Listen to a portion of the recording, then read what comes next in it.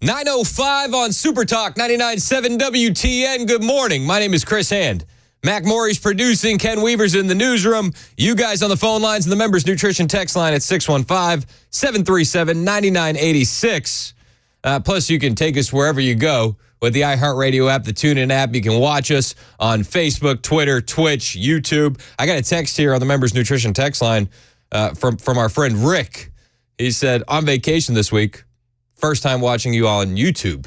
Well, welcome, Rick. Thanks for watching us on the live stream. You can watch us as well. The cool thing about YouTube is you can go back and watch old shows as well.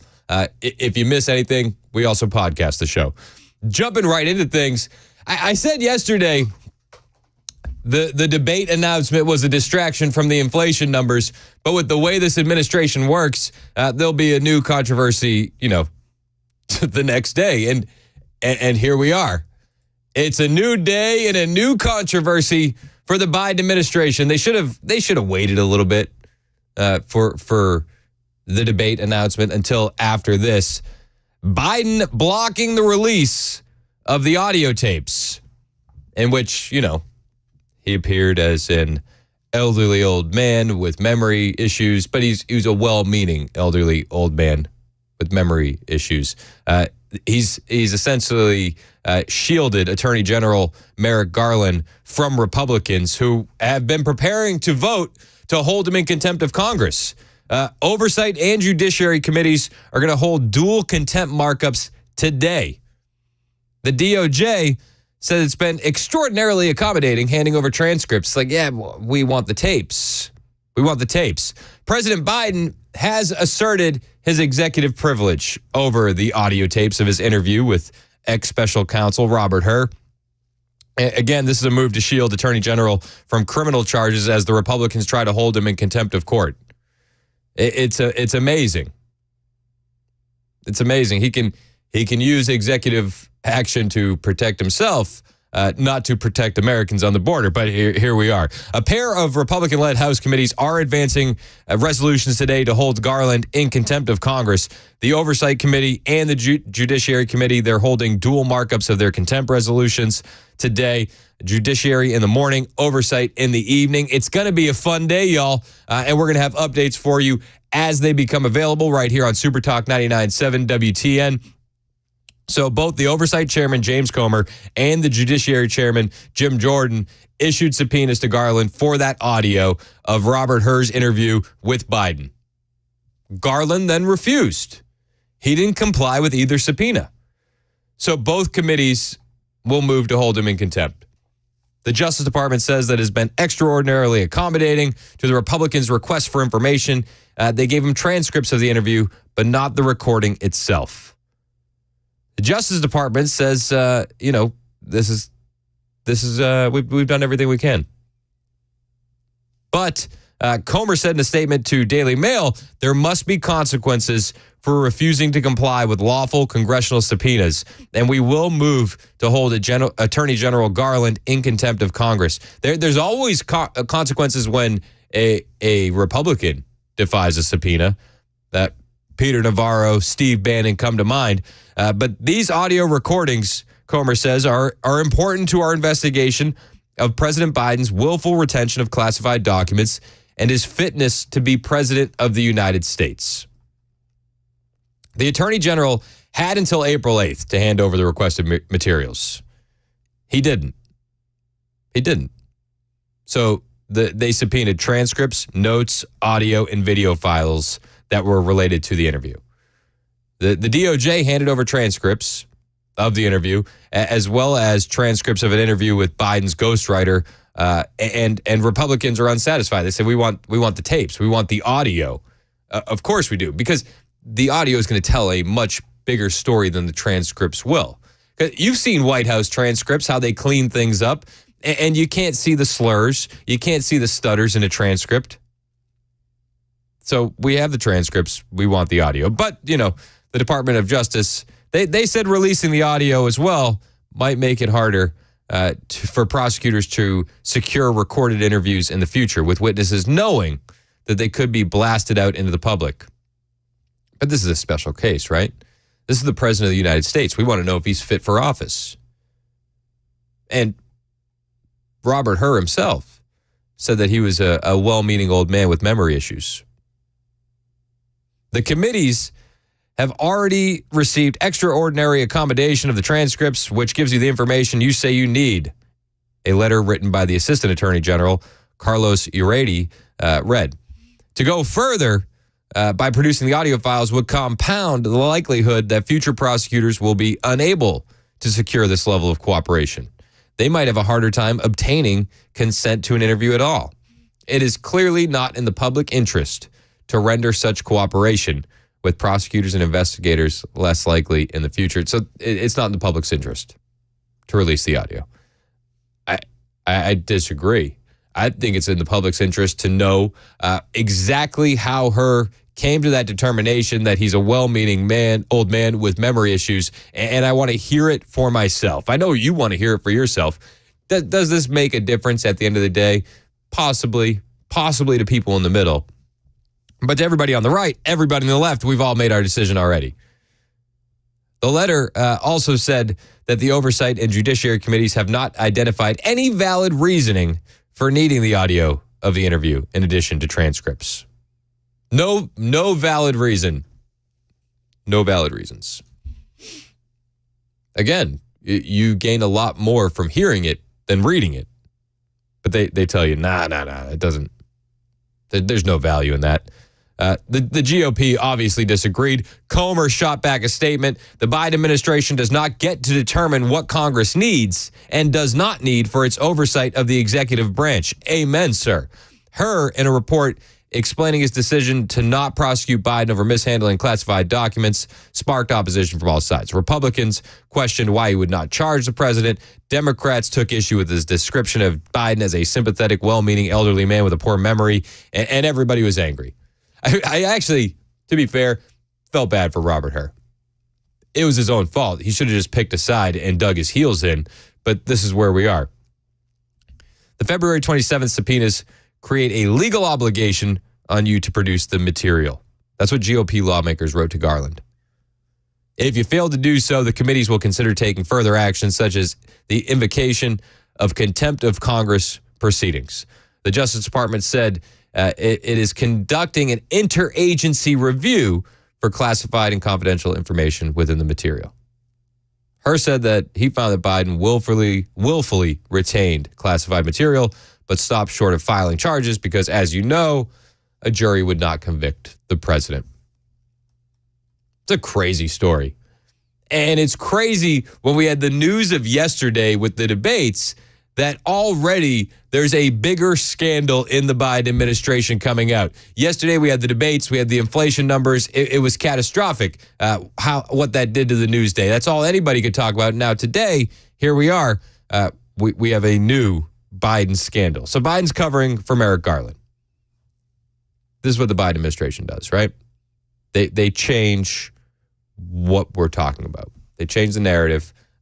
And they don't want to let the Republicans control the narrative. And if we had those audio recordings, well, we would be controlling the narrative. So Biden's blocking that. Just like yesterday when they announced the debates, they were trying to get your eyes off of the inflation report, which was terrible.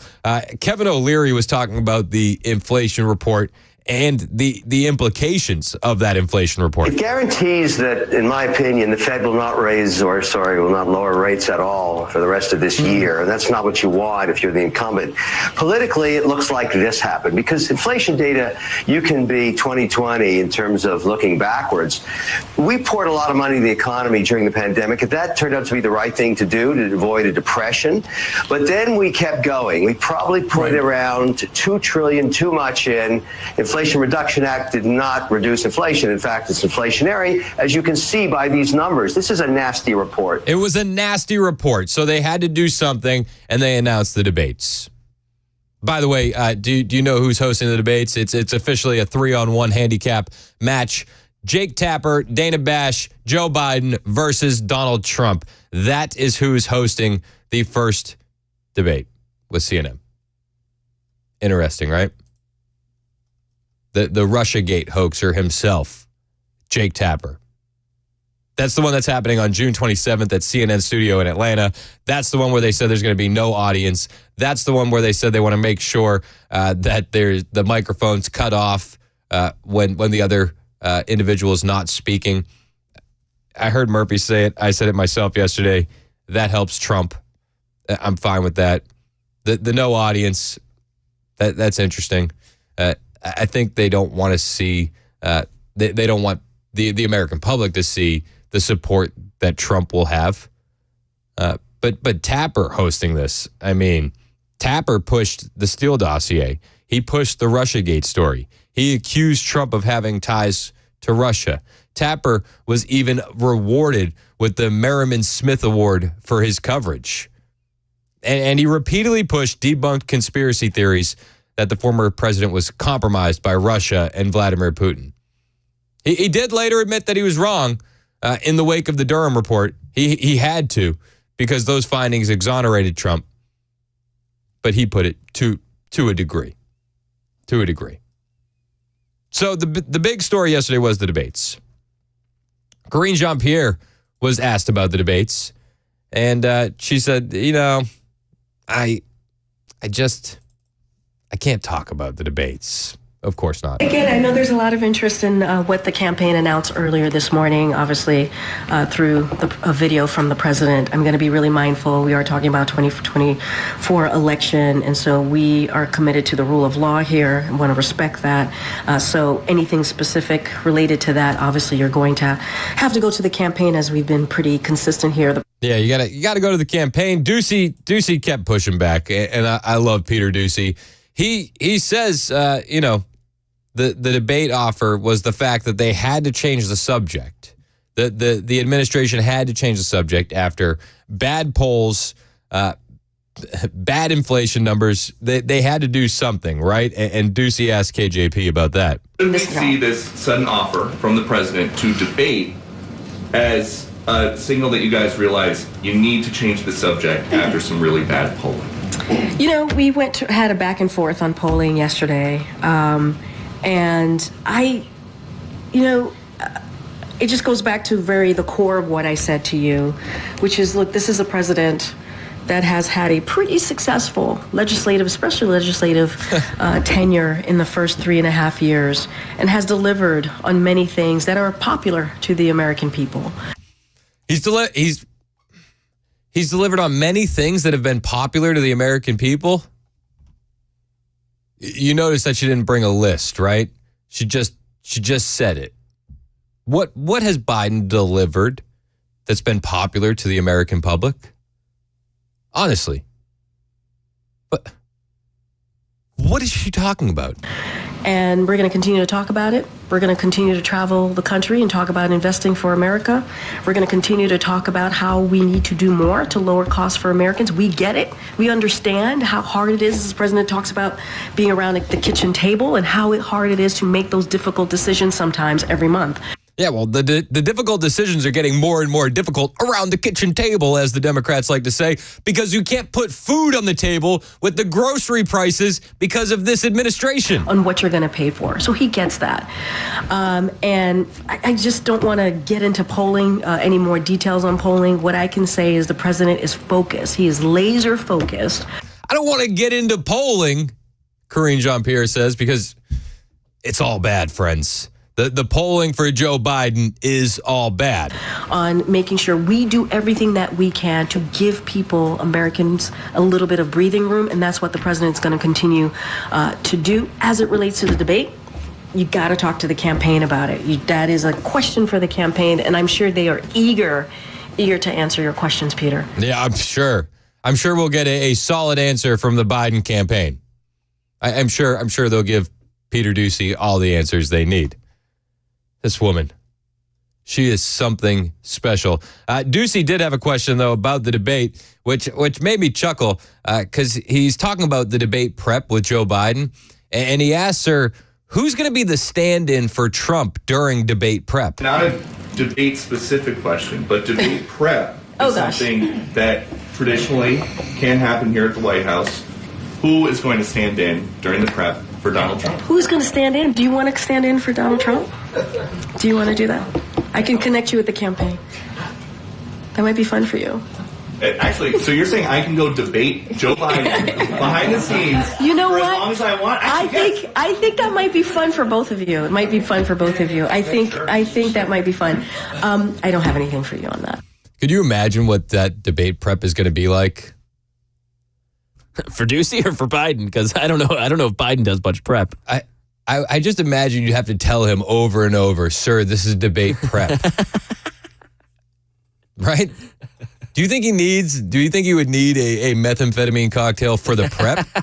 Oh, yeah, absolutely. 100%, right? It's crazy. Who's going to stand in for Trump for debate prep? Jeez. Do you have enough money to pay somebody for that? Seriously. And even then, I mean, even if you are trying to prep somebody to be like Trump, who are you going to find that's going to actually be able to do it? Nobody. I mean, you might have some issues. You know, he's probably going to talk about this. He's probably going to talk about that. But Trump's a wild card. I don't know how you can prepare for that. There's more. Karine Jean-Pierre was also asked about the lie that Biden keeps saying about inflation being 9% when he got into office. The White House is doing their best to cover for Joe, although some of the surrogates out there didn't get the memo in time. We'll cover that on the way. It's 9:22 on Super Talk 99.7 WTN.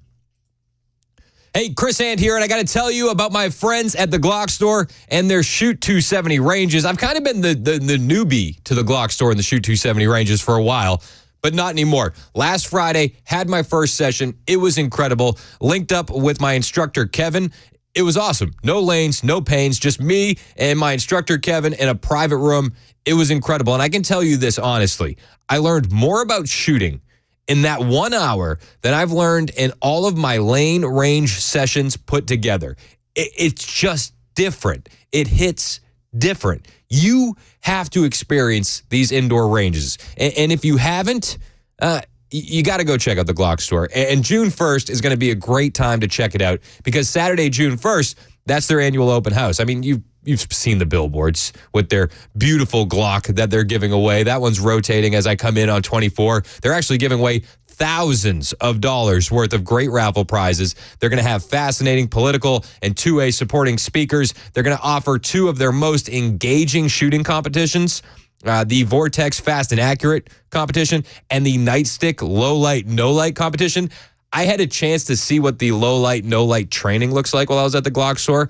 I cannot wait to watch this competition in action. Plus, there's going to be incredible one-day-only prices on Glock handguns, performance part flash sales, and they raffle off a custom Glock worth over $1,700 that day. You don't have to enter any competitions to win that. You just have to show up to sign up. You don't even have to be there to win. It's the Glock store and Shoot 270. They're minutes from the airport, worth the drive from anywhere, especially on June 1st.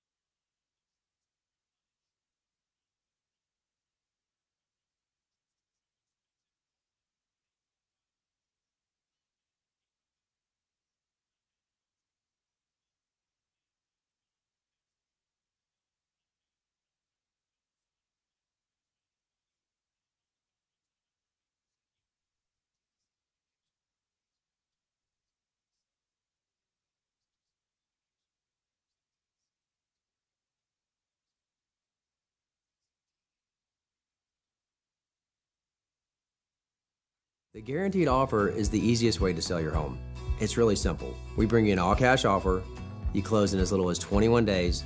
No home inspections, no lockboxes, no open houses. Go to markspain.com to get a guaranteed offer and start packing. Hey, what's up, guys? This is Matt Murphy for Members Nutrition. I want to tell you about the Members Nutrition difference, and I want to encourage you to go over to the Members Nutrition website. Number one, they believe at Members Nutrition that they can sell vitamins and supplements at a lower cost point, and they're doing it every single day at membersnutrition.com. Number two, they want to make these products right here in the United States of America, not from some overseas company, and they do that every single day. I encourage you to go to membersnutrition.com. You'll get 50% off your purchase price at checkout. You don't have to put in any codes. Just go to membersnutrition.com. Once again, membersnutrition.com.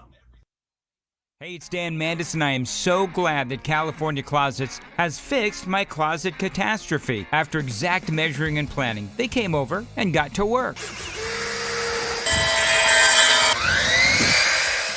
Yeah, once it was all plotted out on their 3D CAD system, the pieces are measured, cut, and precisely installed into my space. It was clean, fast, and professional, and above all, my new closets look and function great. Now, this was my dormer, and now this is my new dormer thanks to California Closets. Look at all of this added space for shirts and shoes, you name it, and it is cut so precisely, simply amazing. And my old closet that has now been reborn as the ultimate in style and functionability, making the best use of the space that I had. They can work on just about anything: bedrooms, garages, home offices, closets, pantries, and so much more. Find them online, CaliforniaClosets.com, and see what they can do for you. You can schedule a free design consultation. Mention my name, CaliforniaClosets.com.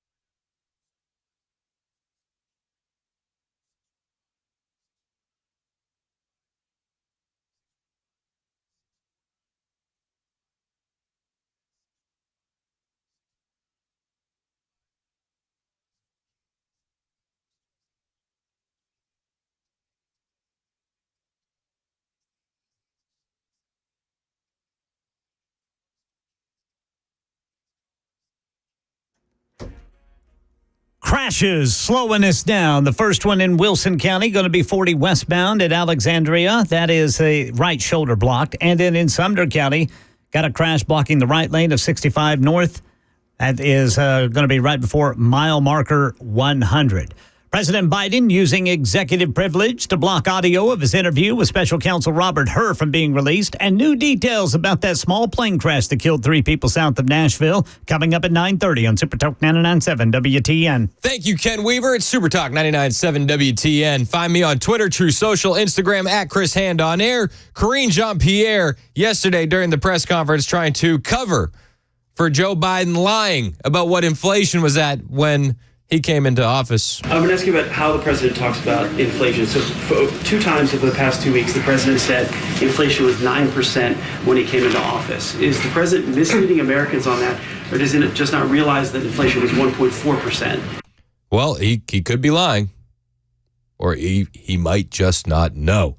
We'll cover what Karine said, plus the former Obama official who didn't get the memo that the narrative was being changed, next after Ken Weaver's newscast on Super Talk.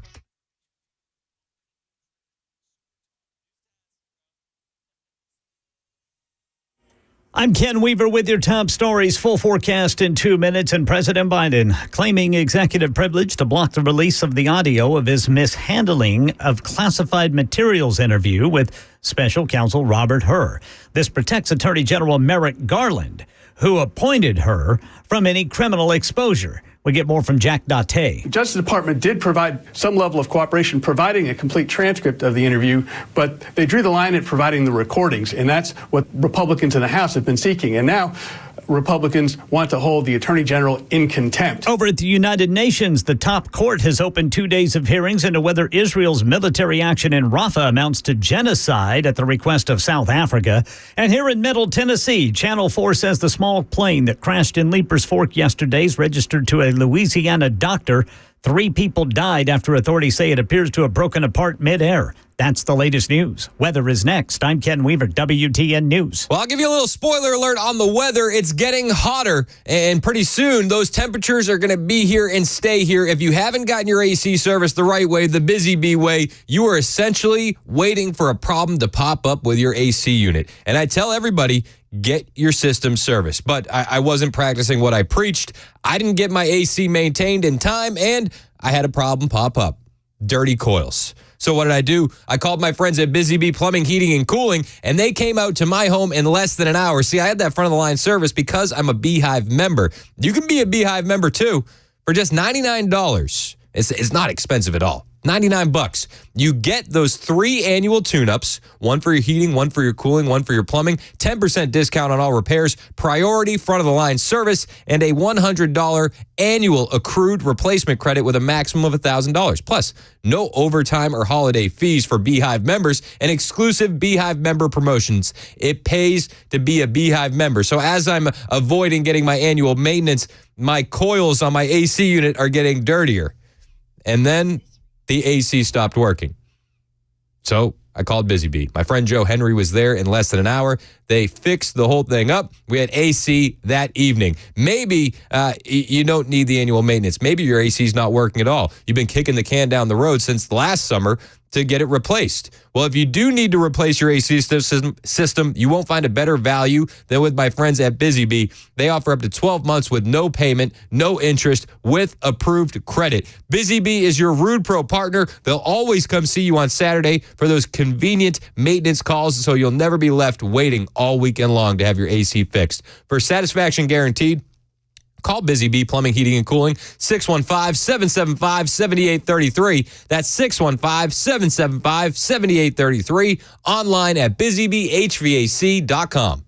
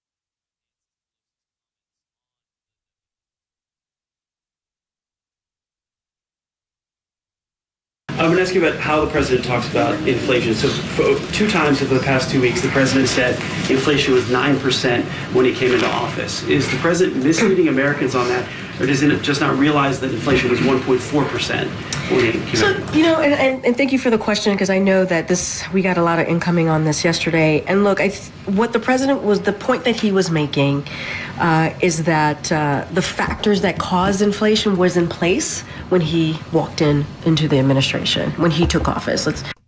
The spin is in. Karine Jean-Pierre in the spin cycle. It's Super Talk 99.7 WTN. Listen, sure, Joe Biden said that inflation was at 9% when he took office, but he meant the factors were there. That's what he meant.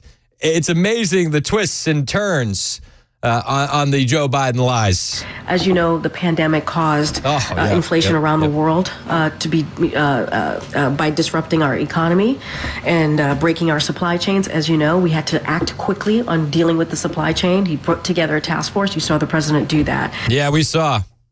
And we're feeling it. Thanks, Joe. Crushed it. So that's the new talking points, right? Well, Joe didn't lie. The president doesn't lie. What Joe was doing is he was saying, listen, the factors were there. It was the factors. Bingo. So that's the new talking points, correct? That's the new spin. But a Biden surrogate didn't get the memo. He didn't get the memo that there was a new spin.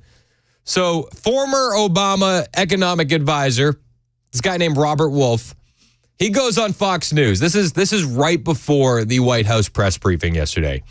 And they asked him, what was inflation at when Joe Biden took office? Robert, what was inflation when Biden took office? I I'll think tell it was you if probably you don't know. 9-10%. No. Come on. But more importantly, All right.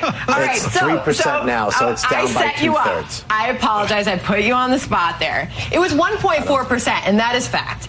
So Doug Holtz-Eakin, these are the claims that the president has been making, that the Washington Post is giving four Pinocchios. Kind of sounds like what Robert just said. Listen.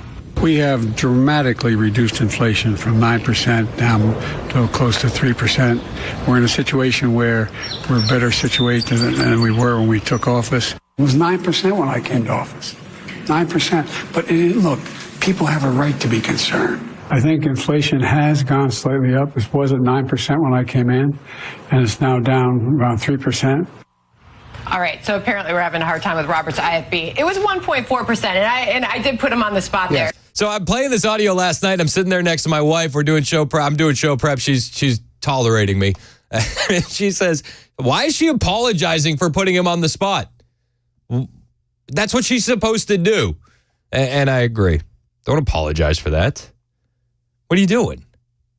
And conveniently, after he's laughed at and mocked, he loses the audio feed. Oh, we lost Robert. Shucks. Gosh darn it. And this is why the Biden campaign realized we got to change the narrative. We got to do the debate. Calvin in Lebanon wants to talk about the debate. The distinguished gentleman, Calvin. What's up, man? Hey, Chris, I didn't mean to take you off topic here, but I was about to bite through a nail yesterday when Brian Wilson played Nancy Pelosi commenting on this debate. And at the end of it, she says Joe Biden just wants to lay out the facts and let the American people make up their minds. Are you flipping kidding me? Trump is sitting in a courtroom because we're not supposed to make up our minds. He signs a executive order in 2021 and has made as many as 3.5 million illegals or whoever they are, voters, because we're not supposed to make up our mind. And then if we make up our mind, in November, they are going to torch cities. Yep. And she has the gall to open her mouth and try to convince the American people that this debate is about laying out the facts so that we can make up our mind. Give me a flipping break. I'm with you. I'm with you, Calvin. It's a joke. It is. It's crazy, man. I appreciate your call. Thanks for holding as long as you did, Calvin. You're the man. We like Calvin. the distinguished Man, gentleman. Calvin, 2 days in a row coming in heated. I love it. Bringing that fire. Can you blame him? No, can't. Yeah, it's fascinating to watch the campaign spin. The campaign has to get away from the bad poll numbers. They have to get away from the bad inflation report. They have to get away from the Biden lies, and so they announced the debate to distract. Gutfeld had a great take though when it comes to the debate.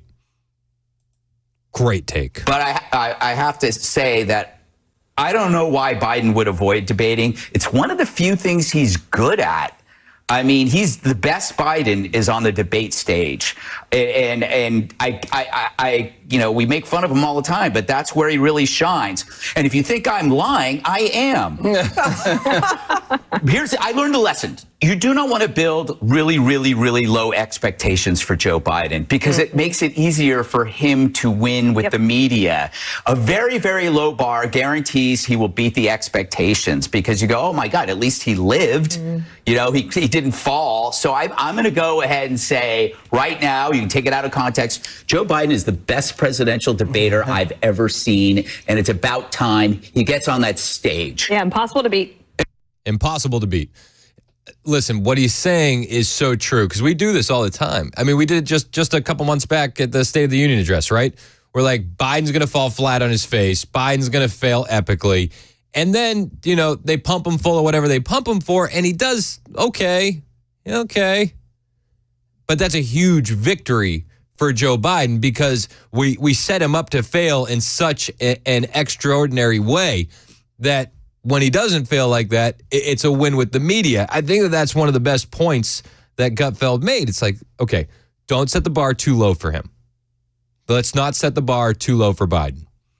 I think as conservatives and conservative media, we should all be very careful about setting the bar too low. When you set the bar too low, it's easy for him to exceed expectations. And if he exceeds expectations, he wins with the media. So don't set the bar too low for Joe Biden. But even CNN is coming on the air and going, listen, they had to do this. And the Biden campaign realized this weeks ago. Behind the scenes, the Biden campaign realized, I'm told several weeks ago, they knew they had to debate. A sitting president in, a strong position might try and hold off on this, but that is not where Joe Biden is. They realize that. No, yeah, he's not. He can't hold off. He needed to do something. Trump commented on it. Trump doesn't really think Joe will even make it to the debate. He thinks Biden might not show. He's issuing it. I wonder whether or not he shows up because, he also challenged me to golf. So I'm a very good golfer. He can't hit a ball 50 yards. He said, I'll give him 3 aside. But he knows he'll never play. This is sort of like that, I think. But I hope not, because I really think he has to debate. He might as well get it over with. Probably should do it early so that he can, he's not going to get any better. No, he's not. He's not going to get any better. And I've heard people say, well, maybe the reason why they're doing it early is so that way you forget about it by the time the election rolls around. But Trump says, hey, he might not even show. Trump actually still thinks it's possible that the Democrats could ditch Joe Biden before November. Is that a possibility? Do you think that is still a possibility? I don't think they're going to be able to ditch him before November. I'd give it maybe, it wouldn't shock me if they did, but give it maybe 3% chance. But Trump says he thinks it's possible they still ditch him. That's what he said. But we got 2 debates, right? June 27th in Atlanta on CNN, and a second one September 19th, hosted by ABC. Trump also accepted an invitation from Fox News. Joe Biden has not accepted that invitation yet. Mitt Romney was on CNN as well, and he's saying, because with everything happening around Trump, they've taken him off the campaign trail via court cases. They've gone after him with lawfare. Biden has to debate. He doesn't have the numbers. Mitt Romney's like, well, Joe Biden should have pardoned him. And if I was Joe Biden, I would have. I can also say I think President Biden made an enormous error. He should have fought like crazy to keep this prosecution from going forward. It was a win-win for Donald Trump.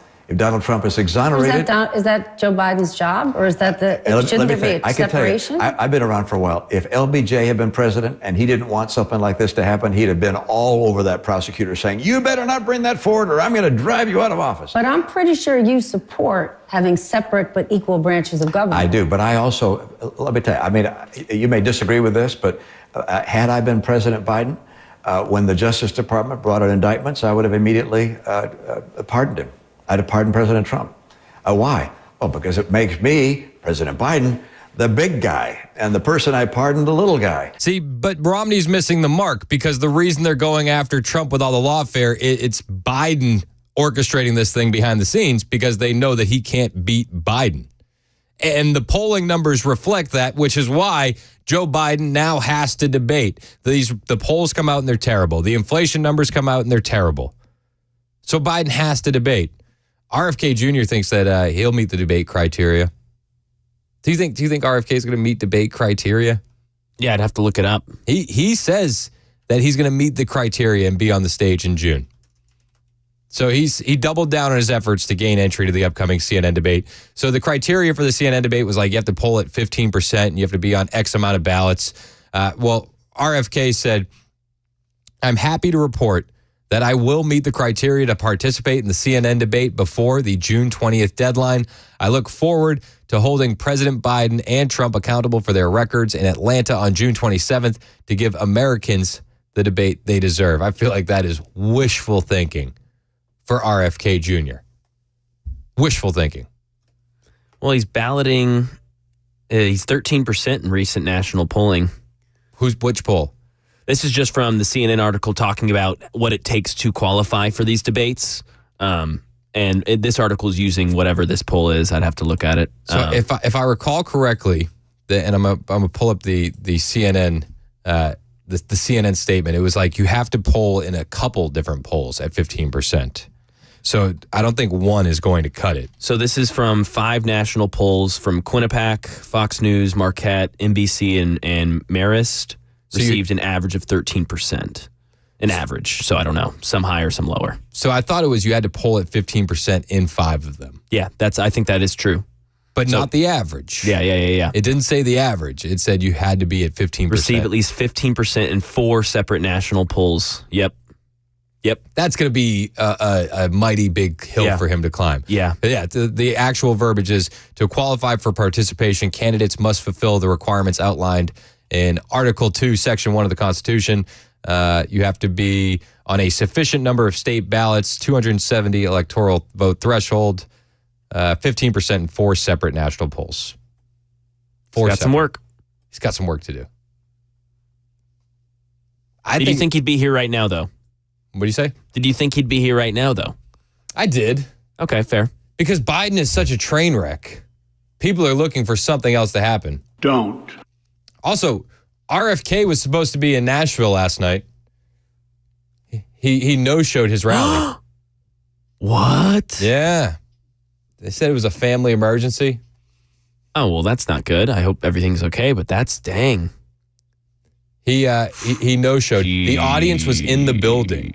The audience was in the building. That's a bad look, man. That's a bad look. That's a really bad look. Crazy, right? Whew. I don't know how you can win if you're not even going to meet people. Yikes. Plus, how many seats does the Ryman hold? I don't know. It's like, sure, it'll be a bigger rally than Biden, but nowhere near Trump. No, if you're talking 80K or whatever, no. I still think the funniest thing is like with all the lawfare, they're trying to take away Trump's ability to campaign, and he's reached more voters while on trial and unable to campaign than Biden has during the same amount of time with the ability to campaign. Isn't that fascinating? It's 9:53 on Super Talk 99.7 WTN.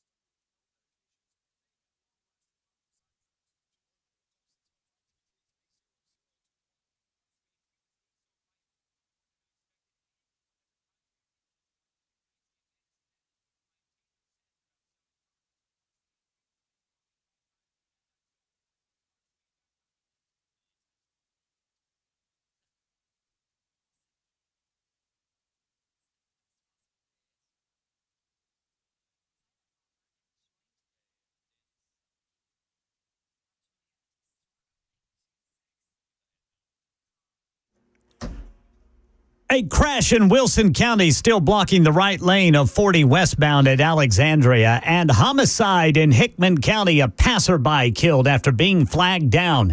This and more at 10 on Super Talk 99.7 WTN. Thank you, Ken Weaver. All right, got to correct the record a bit. So the last I had heard about RFK coming to the Ryman was that a spokesperson said he would not show up in Nashville due to weather family emergency in Florida. And that press was told minutes before showtime. The audience wasn't aware. But now I'm finding out from a couple super texters that he did, in fact, show up. It was just 4 hours late. He took the stage at the Ryman at 11 o'clock. Yikes. How much of his audience do you think he lost? I'm sure a lot. A lot, right? Kidding me? 11 on a Wednesday? Yeah. 11 o'clock? It's a school night, bro. Yeah, seriously. We should have just rescheduled. Yeah. So we did get a good text. 2719 said, Trump rallies can fill up Nissan Stadium. RFK Jr. can fill the Ryman. Biden could probably fill the Bluebird on a good night. It's 10 o'clock on Super Talk 99.7 WTN.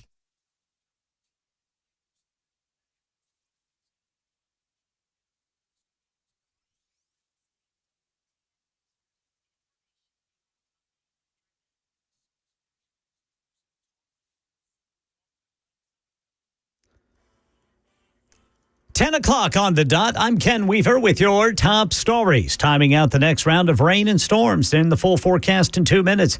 Right now in Middle Tennessee, a homicide investigation in Hickman County where News 2 says a passerby was killed when shots were fired during a fight.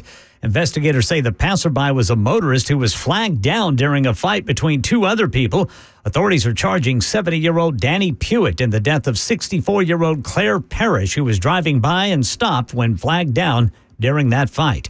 Brand new money news. Stocks have soared to a record high on the heels of the latest inflation report showing a slight drop in the rate of price increases in April. The Dow broke 40,000 this morning. That's the highest ever. Investors seemingly hopeful the slight drop in inflation will mean an interest rate cut as soon as September. And over to the nation's capital, where President Biden has used executive privilege to block the release of the audio recordings of his mishandling of classified documents interview with special counsel Robert Hur. This is to protect Attorney General Merrick Garland from criminal contempt of Congress charges for refusing to turn those recordings over in the face of subpoenas of House Republicans. And the U.S. Supreme Court keeping the Consumer Financial Protection Bureau from going under. The 7-2 ruling upholds the existence of the federal agency that regulates credit cards and other kinds of consumer borrowing. Backers of the Consumer Financial Protection Bureau were worried that the conservative-leaning court might find the CFPB's funding mechanism violates the Constitution. But in an opinion authored by conservative Clarence Thomas and joined by the court's 3 liberals, the majority says it finds no constitutional violation in the way the agency takes its funding from the Federal Reserve. And over at the United Nations, the top court has opened 2 days of hearings into whether Israel's military action in Rafah amounts to genocide, as South Africa claims it does. That's the latest news. Weather is next. I'm Ken Weaver, WTN News.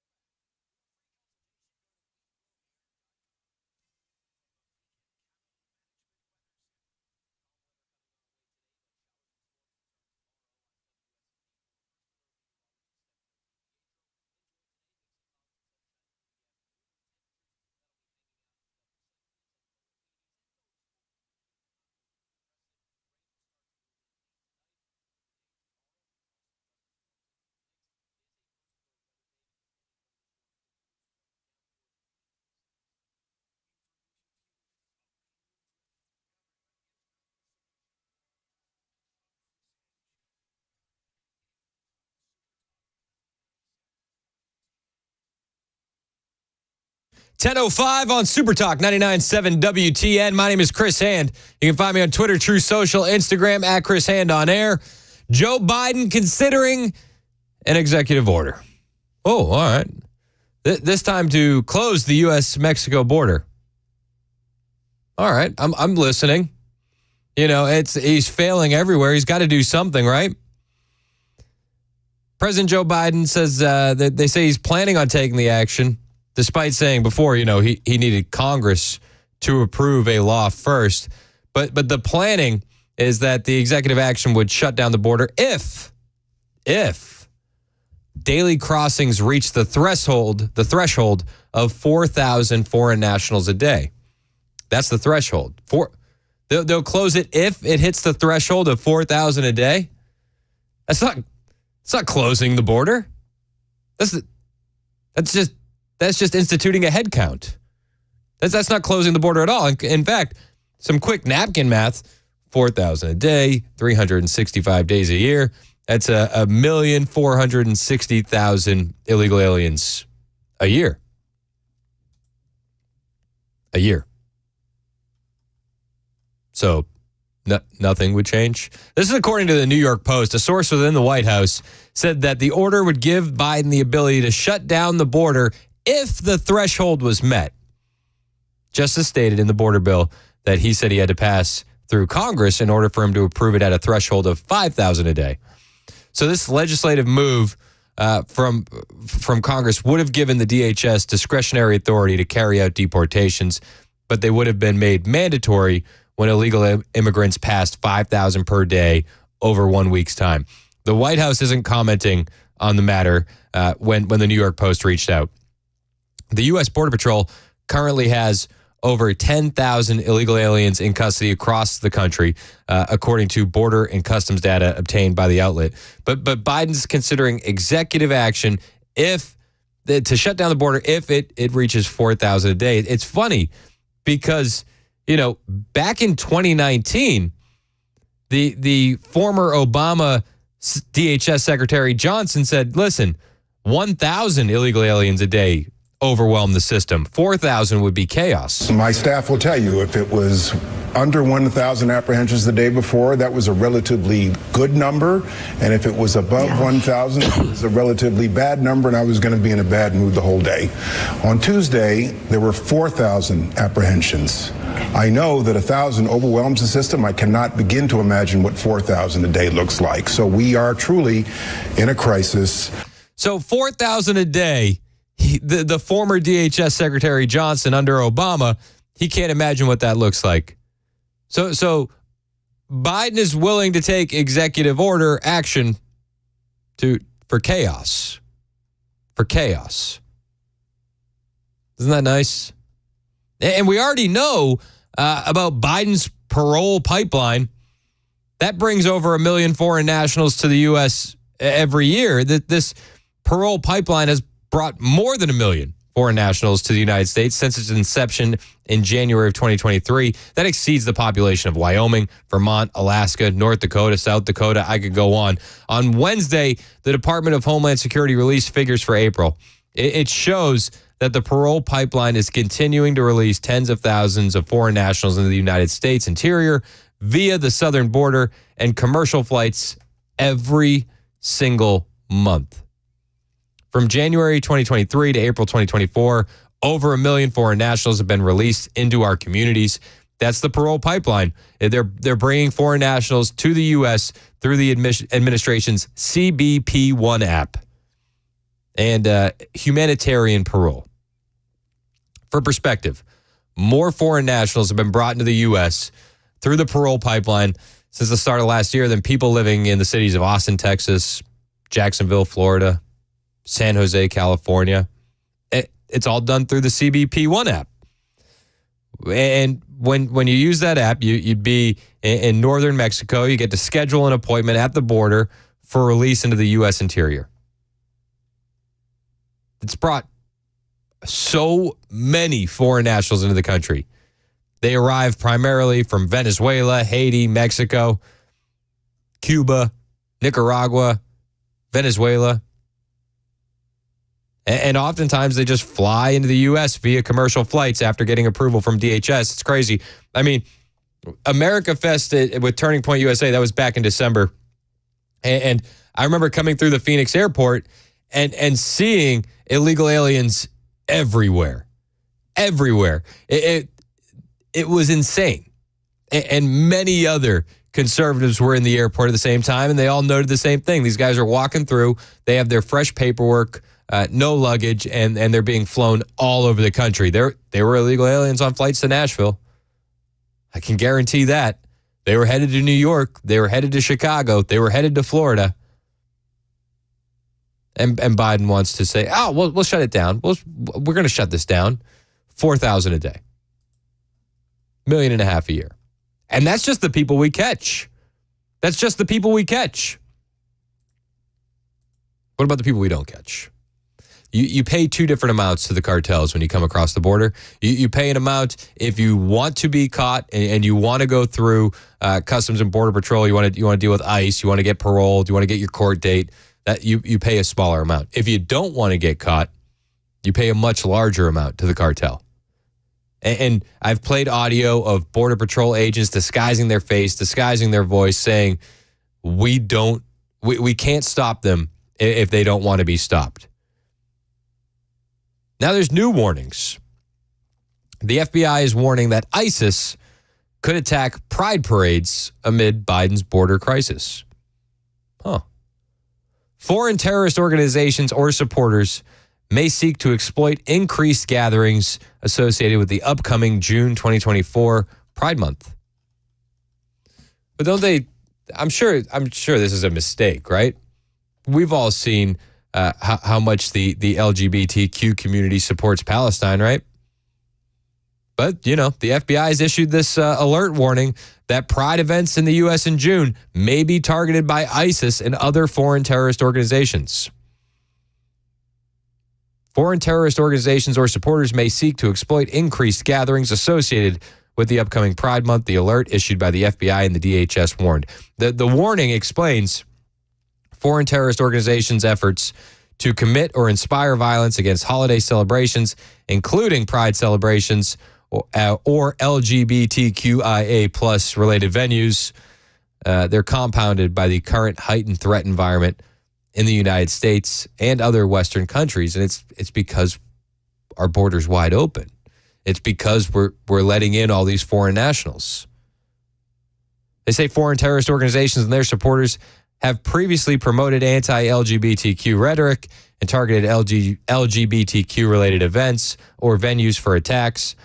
English language ISIS messaging reportedly featured an article in February of 2023 calling for followers to conduct attacks on soft, unidentified targets, although the attacks and targets were not specific to LGBTQ events. But fast forward, June 12, 2024, that's the 8th anniversary of the Pulse nightclub shooting in Orlando. That shooting killed 49, wounded 53. Pro-ISIS messaging praised this attack as one of the high-profile attacks in Western countries, and foreign terrorist organizations celebrated it. The alert also noted a June 2023 attempted attack on a pride parade in Vienna, Austria, by 3 alleged ISIS sympathizers using knives in a vehicle. The FBI is continuing to warn of possible indications of threat activities, such as threats made both in person and online, unusual testing of security measures at events or venues, photography of security-related equipment, personnel, or access points, attempts to enter restricted areas, and questions on the security measures in place at a facility, among other indicators. In the 2023 fiscal year, 172 people on the terrorist watch list attempted to enter illegally in the U.S. An additional 564 people on the list attempted to enter at U.S. ports of entry. This is according to CBP data. This is what we know about. This doesn't count the people that got in that we're unaware of. In 2024 fiscal year so far, 76 people on the list have attempted to enter the U.S. illegally. 159 people attempted to enter through ports of entry. Again, these are the numbers we know because these are the people we've come into contact with. This doesn't count the people that snuck under the radar. And the number of people on the terror watch list entering the country illegally is skyrocketing. under Biden's term. In 2021 fiscal year, the first full fiscal year under Biden, we saw 16 encounters. In 2022, we saw 98. 2023, 172. I mean, it just goes up and up and up. Under Trump, the highest number of those attempting to cross illegally was 6. And that was in 2018's fiscal year. And we all know back in December, it was Christopher Wray, our own FBI director, telling Congress. So what I would say that is unique about the environment that we're in right now in my career is that while there may have been times over the years where individual threats could have been higher here or there than where they may be right now, I've never seen a time where all the threats or so many of the threats are all elevated, all at exactly the same time. That's what makes this environment that we're in so fraught, and why funding our men and women who are working shoulder to shoulder with law enforcement and our other partners every day makes it even more important, not less. I feel like since this border has been wide open under Joe Biden, we've been waiting for the other shoe to drop. And the threat level has been there. And they're going to target pride events. That's crazy, man. They need to get this under control, but they won't. And Biden's attempt at getting things under control is, hey, we'll shut it down once we hit 4,000 a day. 4,000 a day. Unbelievable. 4,000 a day. It's $1.5 million a year. And they're still coming. They're still coming. There's a story here from a Texas town. Migrants breached the fortified barrier and then just started marching through Texas neighborhoods. A group of nearly 100 migrants was observed marching away from the Rio Grande after they breached the borders near the heart of downtown Eagle Pass, Texas. The migrants strolled through the city and were observed by residents who notified authorities of the breach. Just casually, leisurely walking through town. And this is an Eagle Pass where it's been fortified and it's been significantly reduced in recent months because of those actions taken by the state of Texas, but they're still managing to make it through. So how many are coming through where it's not fortified? Probably a lot. But there was a resident in this neighborhood in Texas on Tuesday who captured a bunch of photos of this huge group of migrants, illegal aliens, coming through their neighborhood. And the group, it's not just people from Mexico. This group is people from Venezuela, Colombia, Honduras, Nicaragua. The source says that some of these illegal aliens are from countries that the United States have no diplomatic relations with, and they'll be released. They'll just be released. Breitbart Texas reported that migrant caravans are still attempting a long journey towards the United States-Mexico border, despite increased efforts in Mexico to reduce crossings. They're still coming. And you can see it. Just last Tuesday, just this Tuesday, they went into Eagle Pass. That's one of the hardest places to cross.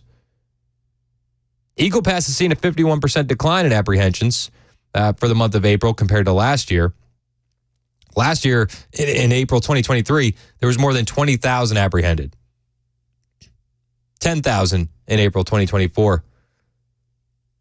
We need to fortify the entire border. And Biden's idea is, well, we'll shut it down once we hit 4,000 a day. Crazy. And we're distracted. We're distracted. This is the biggest issue in the country. But we're distracted. We're distracted by talks of debates. We're distracted by Trump lawfare. We're distracted by Merrick Garland and Biden's executive action to shut down the release of audio tapes from the Robert Hur interview. We're distracted. I get distracted. And nothing gets done. Joe Biden still continues to import millions of illegal aliens.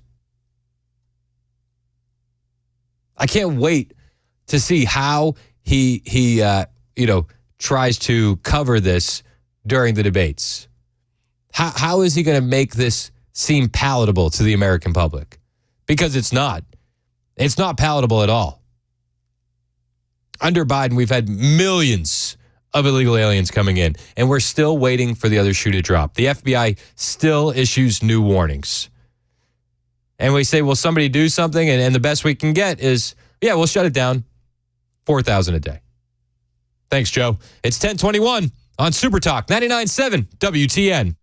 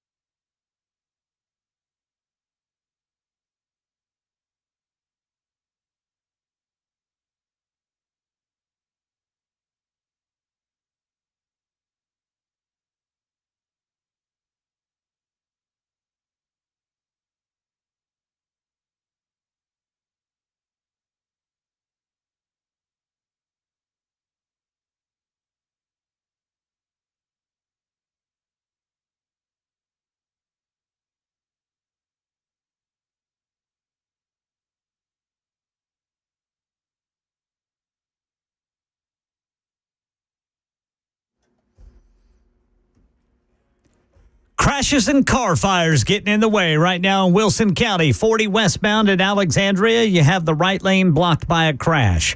In Nashville, 24 westbound at the Antioch Pike overpass, The right lane is blocked from an earlier car fire. Then an injury crash, Nolensville Pike, just north of Sugar Valley Drive. Big changes announced by Nashville Soccer Club. A passerby killed after getting flagged down in Hickman County. President Biden using executive privilege to protect Attorney General Merrick Garland from contempt of Congress charges. All this and more at 10:30 on Super Talk 99.7 WTN. Thank you, Ken Weaver. It is Super Talk 99.7 WTN. I got a local story on my radar. So yesterday, a group of youth, 5 teens, they range in age from 18 to 13. They carjacked a lady. They put a gun to her head outside the Dollar General store on Lafayette Street, and they stole her car. They didn't count on Metro Nashville's helicopter to spot them so quickly. And after a bit of a chase, they bailed out of the car, and all 3 were caught. Okay, cool, right? That should be the end of the story. The youth are caught. 3 guns seized out of the hands of criminals. But there's more to it.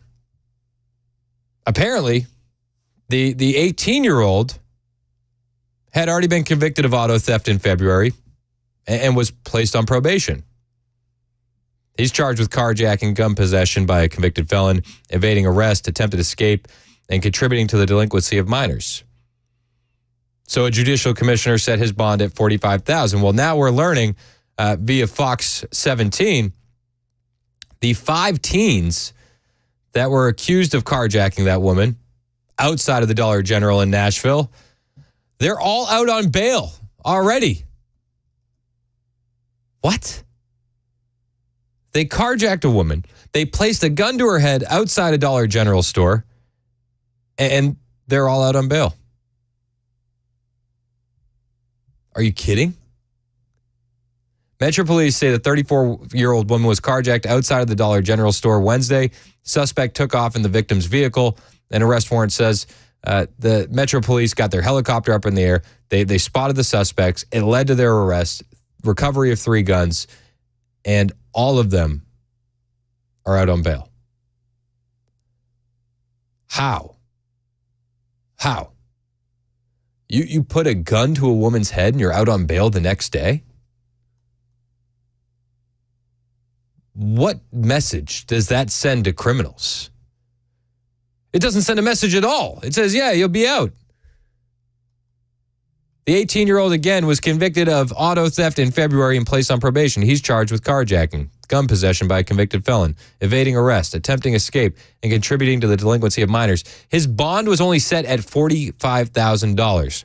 That seems criminally low. You carjacked a poor woman at gunpoint and put a weapon to her head, and you're out the next day. Where's the justice? And if this is the message that we're sending, how long until Nashville looks a lot like Memphis? Because I feel like we're trending in that direction if you can carjack a woman, put a gun to her head, and be out on bail the next day. Insanity. Metro Police can't be happy with this. Where is the legal system when we need it? It seems like the legal system doesn't go after criminals the same way anymore. These youths should have had no bail until their court date. I mean, what do we have to let these youth get out on bail so they can get back to school and finish out their year and make sure they get finals? I'm sure that these youth are all stellar students, and they're definitely not a threat to the general public, right? I'm sure they're not a threat to society. And you know, I think we can all probably agree that they've definitely, after this harrowing experience, they've definitely learned their lesson. So let them out. What a crock. It's 10:30 on Super Talk 99.7 WTN.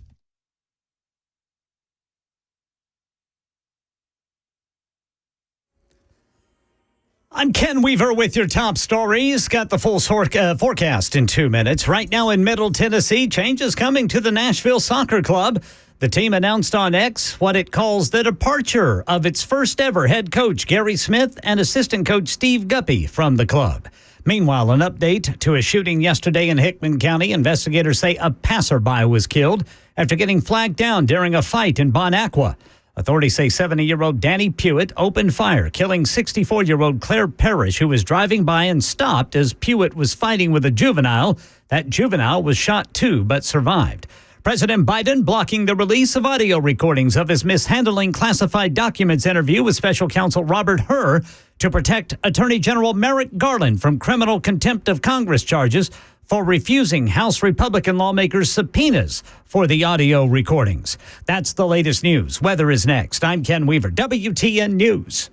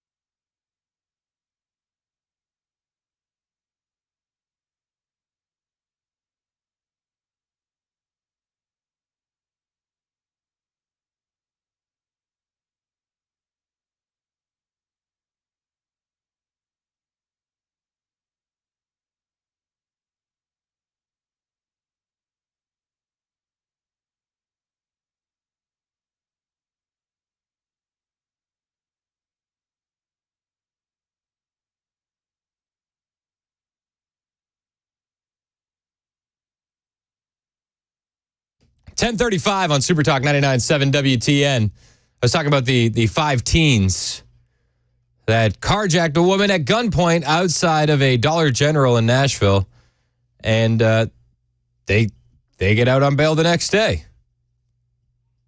It's amazing. The teens range from age 13 to 18. They were caught. They bailed out. The 18-year-old was convicted of auto theft in February, placed on probation. He's charged with carjacking, gun possession by a convicted felon, evading arrest, attempted escape, and contributing to the delinquency of minors. The bail was only set at $45,000. Larry in Clarksville wants to talk about youth crime. What's up, Larry? Hey, Chris. Thanks for taking my call. You know I have issues expressing my opinions. In my best Canadian accent for you,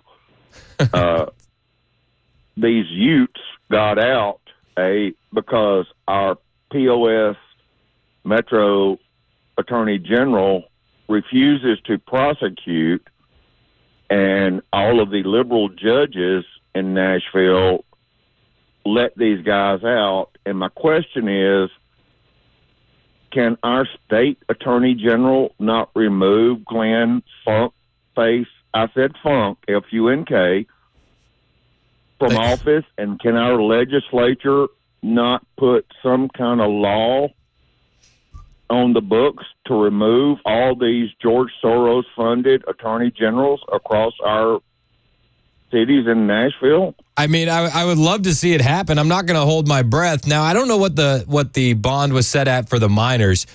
I only know that a judicial commissioner set the 18-year-old's bond at $45,000. But they're all out the next day. Are you kidding me? They're all out, Chris, before the police officers can even finish their paperwork. Yeah, you nailed it. Do you think the reports are even, the ink isn't even dry? Well, I'm duct taping my head, and and now, you know, and I know Murfreesboro has their own share of thugs, but it wouldn't surprise me if it wasn't youth thugs from Nashville that shot the guy and did the shooting in Murfreesboro. Yeah. And they're also coming to Clarksville. Yeah. It's crazy. It just seems like, and it's been happening since Biden took office. Crime has gotten way worse. We have these Soros-appointed people in all these positions, these woke liberal judges, these people that are just woke and radical have taken all these positions of power, and the criminals don't get treated like criminals anymore. But, Chris, Biden says crime is down. Yeah, I know. What a joke. All right, brother. Love you. Love the show. Hey, I appreciate what you guys do. Appreciate you, Larry. Take it easy, man. Let's go to Leslie in Nashville. Leslie, you're next on Super Talk. What's up, Leslie? Hey, so my theory is that we just don't pay enough attention to these little judge elections when these judges are going up for election. Judges are lawyers that sought higher office. The lawyers were making their money as defense attorneys defending criminals. So who do you think shows up to vote for these yahoos when the rest of us don't bother? The rest of us don't bother about these little judge elections. The turnout for elections for judges is so low. Most of us don't bother. And then we have all these crime issues, and we're not voting for good judges because we don't know who they are. Yeah. They're like, well, I don't know who the judges are. I can't make a good decision.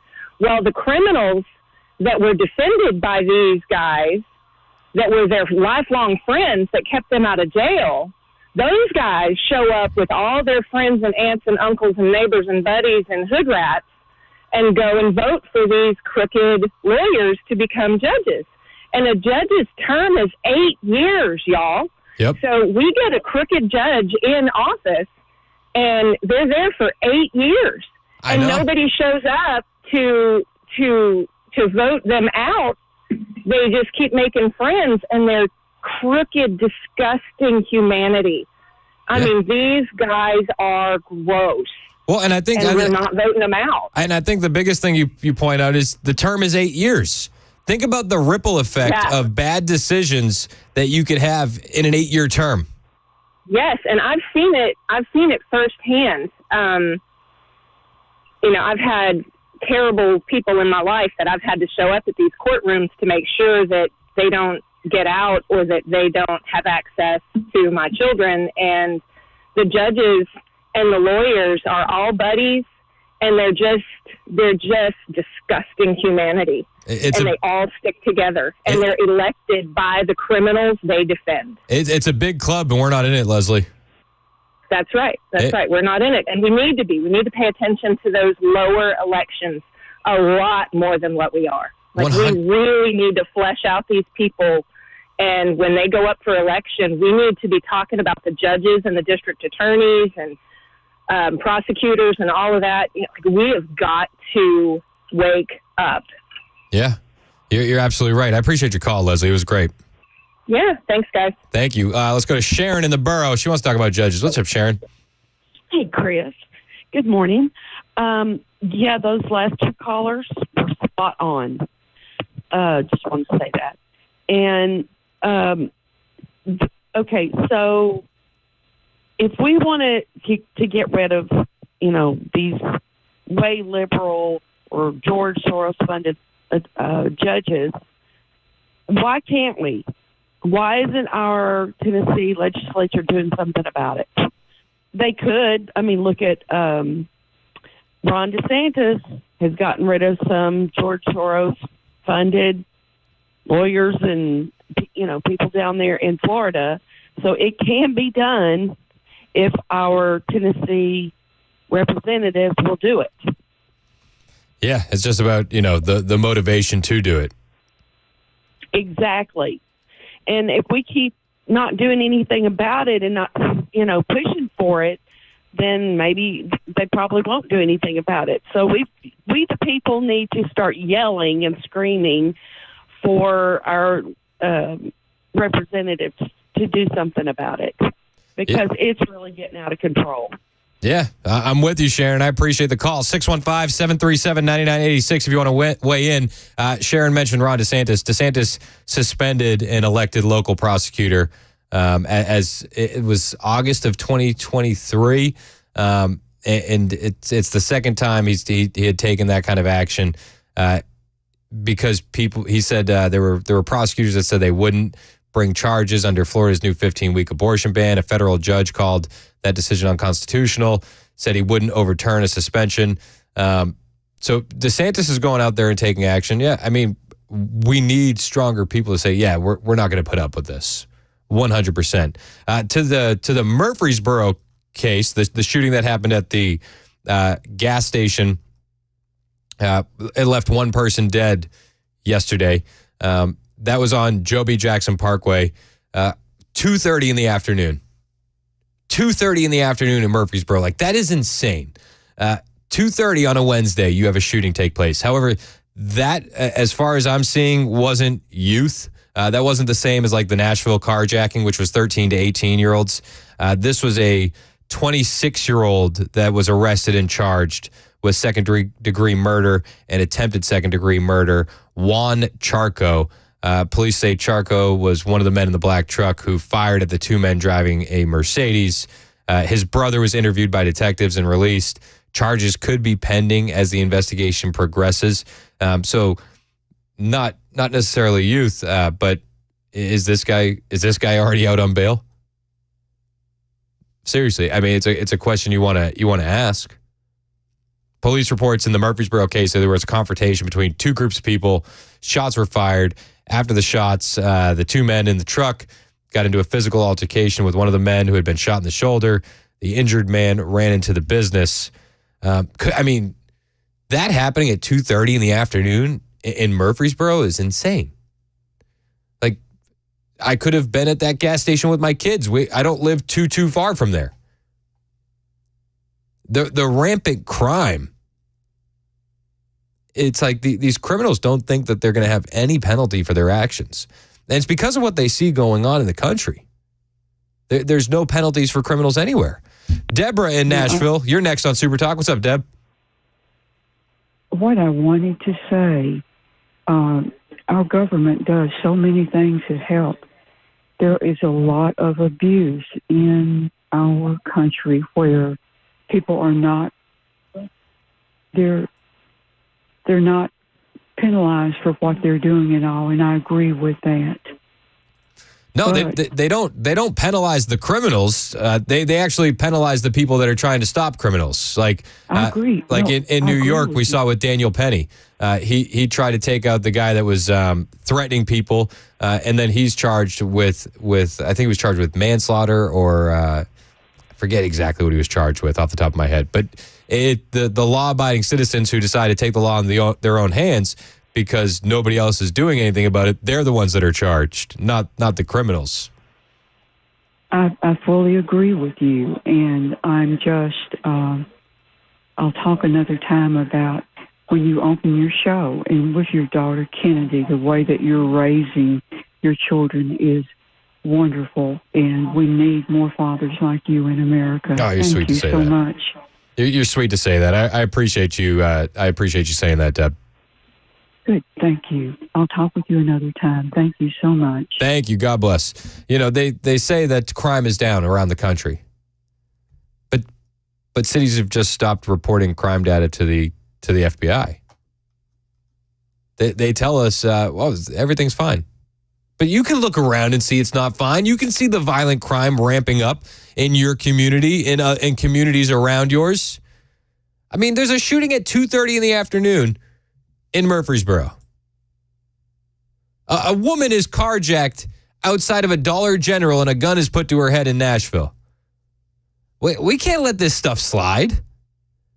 But they do. In Nashville, the kids that carjacked the woman, they're out on bail. They're out on bail. That doesn't make the communities any safer. 3 firearms were seized. Are we just supposed to think that these kids have learned the error of their ways and that they're going to turn over a new leaf that quickly? It's insanity. Most dangerous states, according to FBI crime data, though, Oregon and Washington. Oregon and Washington. Oregon's juvenile incarceration rate is 3 times higher than the national average. That kind of surprised me. I thought it would be more New York or California. But the most dangerous, according to FBI crime data, Washington and Oregon. They're the most dangerous states in the nation. This report, which relied on the latest data from the FBI for corrections, outcomes, and public safety, put Oregon and Washington as some of the most dangerous. But we already know that a lot of states, a lot of cities aren't reporting their crime data back to the FBI. It's insanity. Safest state in the nation? New Hampshire. New Hampshire is the safest state in the country. 149 incarcerations per 100,000 residents and just 7 juvenile incarcerations per 100,000. Oregon and Washington among the most dangerous. But they tell us crime is down. They tell us crime is down. Tennessee on the list. Let's go through. So the safest state in the country, according to this ranking, is Utah. Number 2 is New Hampshire. Tennessee, I'm scrolling down. It's like the further I scroll down this list, I'm like, I don't like it, right? Let's see where we wind up. We're number 27. Number 27. Insanity. 42nd worst for crime and corrections. 42nd for crime. It's not a good look. And it seems like criminals in this state, no big deal. You carjack a woman at a Dollar General, put a gun to her head. Hey, you get out on bail the next day. It's 10:50 on Super Talk 99.7 WTN.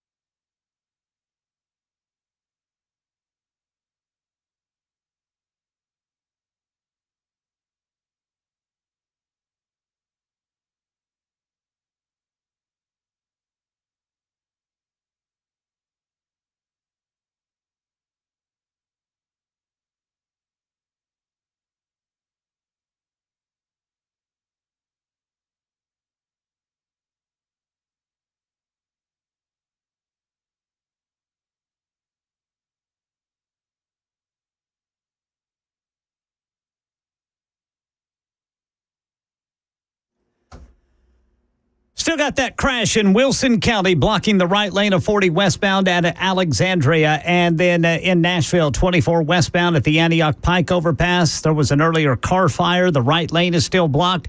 House Republicans blasting President Biden for blocking the release of audio recordings of his interview with special counsel Robert Hur.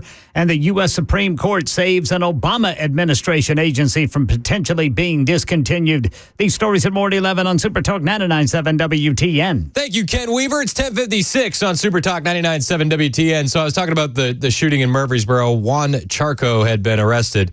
A listener sent me this on the Members Nutrition text line. I'm still waiting for the link to verify it. Shout out to 2286.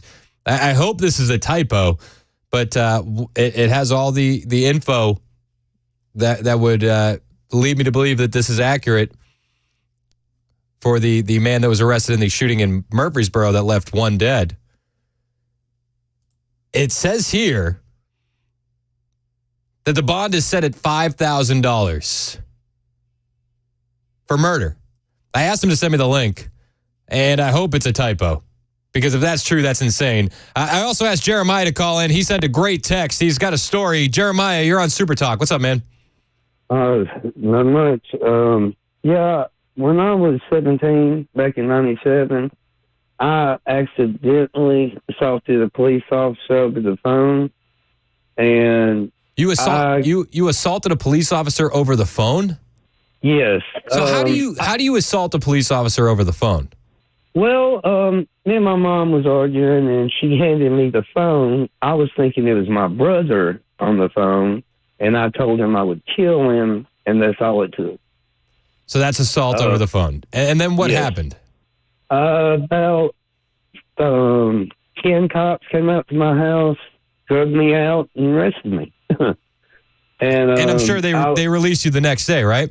Oh, of course not. I was in jail for 8 days, and we had all the money in the world, but they would not let me bail out until I went to court. That's insane. In front of a judge. Well, I mean, but you probably learned something from that, I would imagine. Yes, sir. I have not been in jail for over 12 hours since, and I'm 43.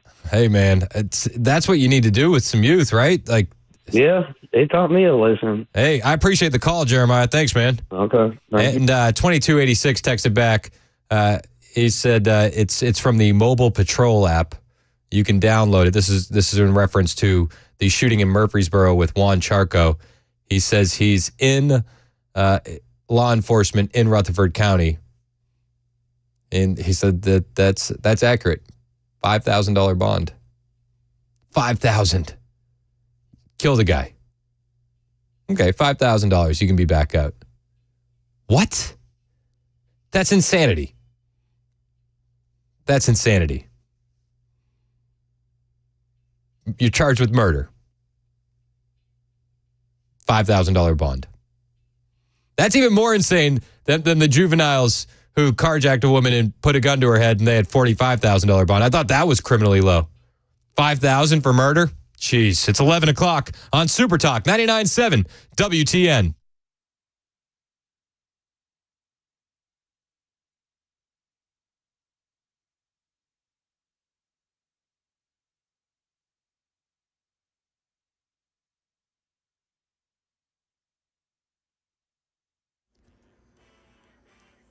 Eleven o'clock on the dot. I'm Ken Weaver with your top stories. Full forecast and traffic in 5 minutes. House Republicans blasting President Biden for using executive privilege to block the release of audio recordings of his mishandling classified documents interview with special counsel Robert Hur. Judiciary Committee Chair Jim Jordan says the transcripts aren't enough. The department's refusal to produce the audio recordings of special counsel Hur's interviews with President Biden amounts to a demand that the committee trust that the department created and produced interview transcripts are actually accurate and complete. Biden's move protects Attorney General Merrick Garland from contempt of Congress charges in the face of House Republican subpoenas. Garland says it's necessary to not scare top officials from cooperating in future investigations, and Ranking Judiciary Committee member Jerry Nadler agrees. A complete transcript has already been provided to the committee.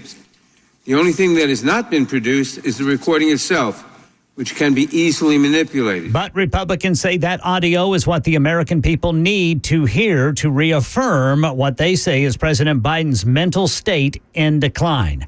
Elsewhere in our nation's capital, Stephen Portnoy says the Supreme Court has ruled in favor of the consumer watchdog agency formed during the Obama administration in the aftermath of the financial meltdown. The 7-2 ruling upholds the existence of the federal agency that regulates credit cards and other kinds of consumer borrowing. Backers of the Consumer Financial Protection Bureau were worried that the conservative-leaning court might find the CFPB's funding mechanism violates the Constitution.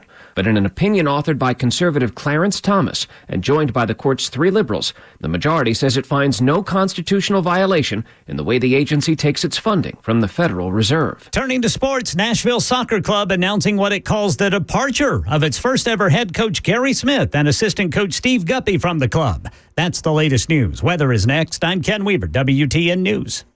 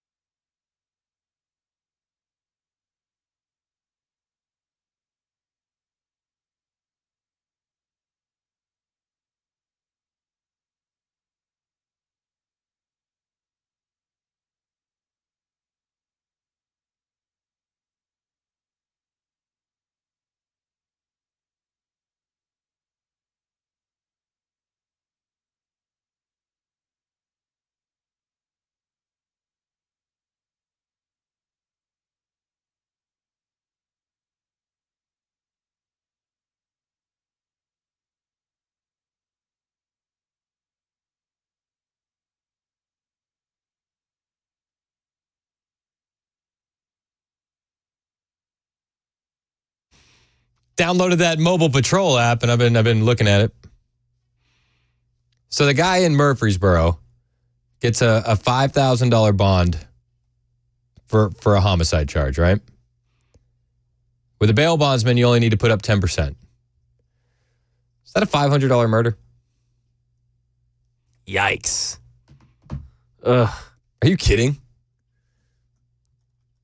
So then the youths in Nashville, that's $4,500 for carjacking. What? Are you kidding? That's insanity, right? That's insanity. Bingo. Now, I had somebody point out of the members' nutrition tax line. Listen, he's innocent until proven guilty. What if it's learned it's complete self-defense? That's 1440 said that. Hey, you might be right. And this is true. He's not guilty yet. But when you're charged for a crime, should the bond not reflect the crime that you're charged for? Right? Am I wrong for thinking that? 615-737-9986. $500 to get out for a murder charge seems pretty wild. Yikes. Insane. The Murfreesboro shooter, though, has not been released. He's still being held, even with that low bond. So there's that. There's that. John on the Members Nutrition text line said, "Don't care what anyone says. After all that has been pointed out today, it is confirmed liberals are flat out stupid." I listen. Conservatives are voting for these judges too. I think we all need to take a look at who we're electing to some of these positions. I mean, geez, $5,000. Crazy. With everything going up in this economy, it seems like bail for criminals is not one of them. And make no mistake, everything is going up in this economy. It just keeps getting worse since Biden took office. Shelter that's made up most of the gains in terms of inflation this month. But look at these numbers. You've got shelter at almost 21%. And I'd say that's a little bit low because mortgage payments have actually gone up by a lot more than that. But once you leave home, of course, you're talking about gasoline prices. You're not going to like this during driving season. Almost 52% up since January. That's a killer. If you're not walking someplace, in other words, it's going to be painful for you. And, if you're getting gas at a gas station, you could run into violent criminals. John in Franklin wants to talk about crime. John, you're next on Super Talk. I'm just talking about the bond thing. I mean, DUIs carry, your minimum is a $10,000. You're going to have to put up $1,000 to get out. I mean, I know DUI is very serious, of course, but I mean, like you said, holding a gun to the back of her head. This is ridiculous. It's just absolutely ridiculous. I'm ashamed that I can't even believe this is a story. Is it really? I mean, do we check this? Did it really happen? So the carjacking in the paper, or? The carjacking that happened at the Dollar General in Nashville is confirmed. All those youths are out. It was $45,000 bond for the 18-year-old. It didn't say what the bond was for the younger offenders. Yeah, if you go a couple of DUIs, that your bond goes way up. I mean, there's other crimes out there that you're not getting out for. I don't understand how these gun charges can be this way. And we got to stop this. The guy in Murfreesboro, he's still in custody, to my knowledge. But his bond, I mean, he's charged with homicide, and his bond is at $5,000. So half of what a DUI would be. Are we going to say that a DUI is worse than a homicide? I don't know. I mean, yeah, there's really bad implications. No, a gun at somebody's neck. That is an attempt to kill someone. I mean, that's beyond. I mean, DUI can be you can extrapolate it up to, hey, you got behind, you could go out there and kill someone, and they do, and it happens, and it's bad. But a gun charge like this, there's no way these kids should be walking around free. Yeah, they should be absolutely in the stock. What are those things that they used to have the pilgrims had, and they threw them in the out there in front of the courthouse? Yep. You know what I'm talking about? They put their heads and their arms the through stocks, it. And then right? Wasn't that what they're called?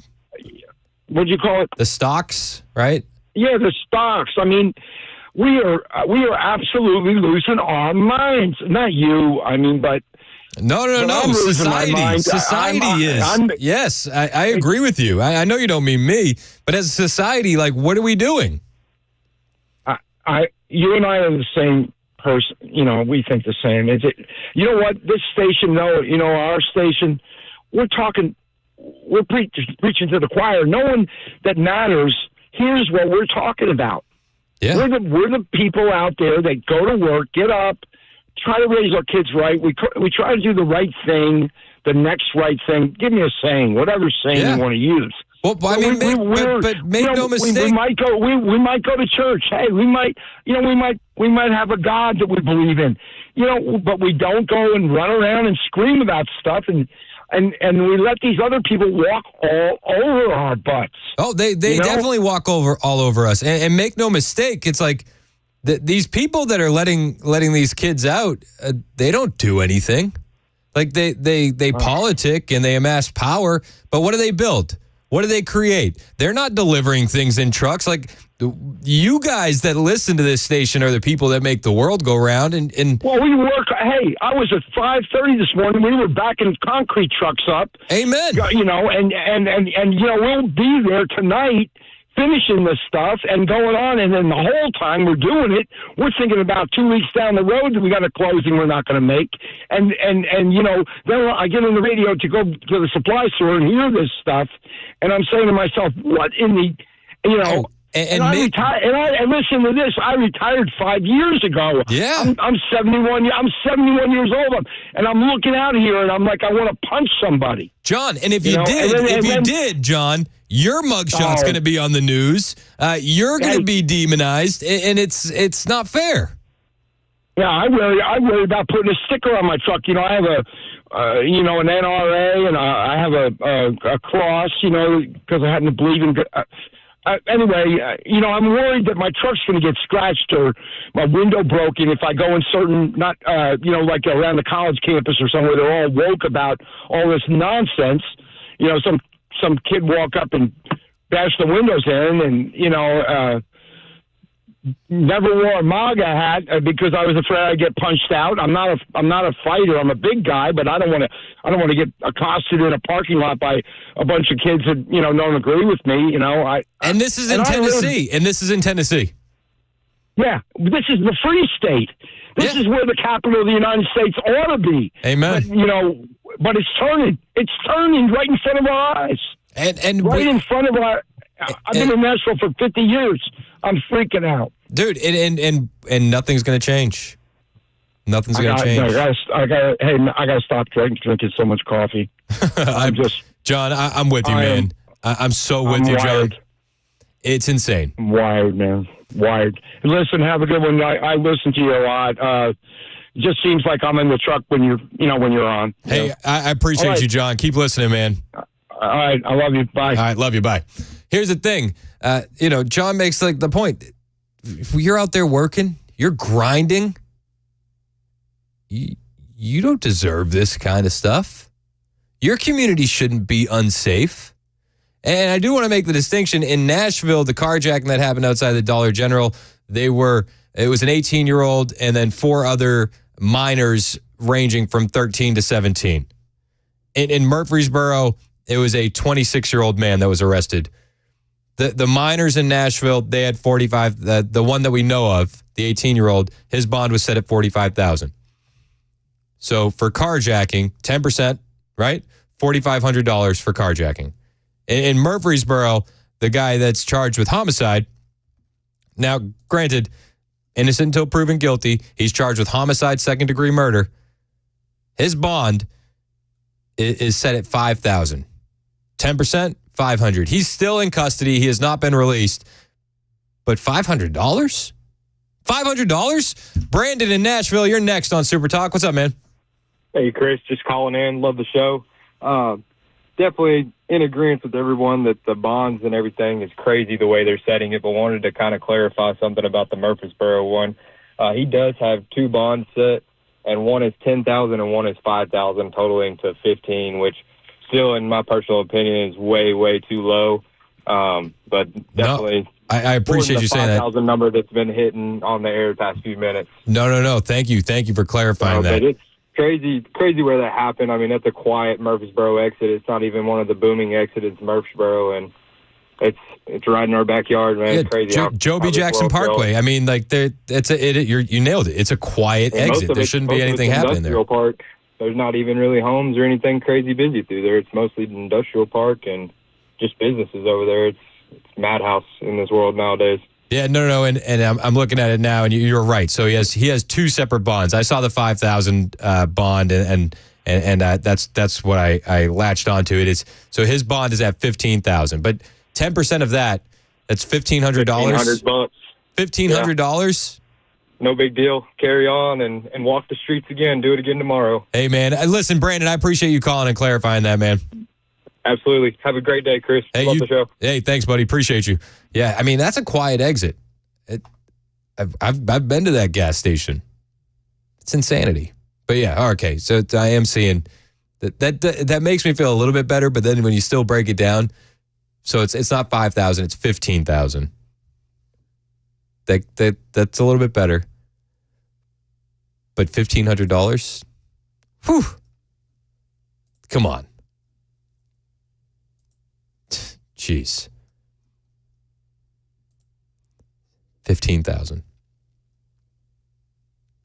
But, the things people get upset about are like, the Chiefs kicker giving a commencement speech. That's what people really get all riled up about. And the media comes up and says is bad. JB texted in, the Chiefs kicker gave a graduation speech and praised his wife as a mother and homemaker, and the NFL condemned that speech. Yep. So did the left-wing media.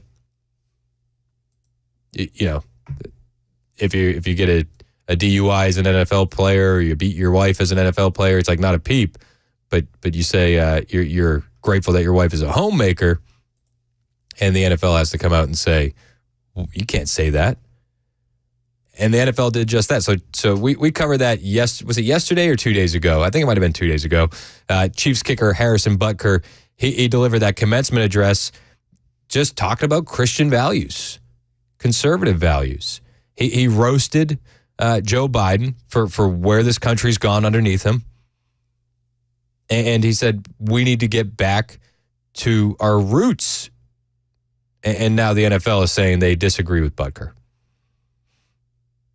I mean, he blasted Biden for his pro-abortion stance. He urged the males in attendance to embrace masculinity. He championed the virtues of motherhood, telling female graduates there's no higher calling than being a mother and a homemaker. He praised his wife for doing that.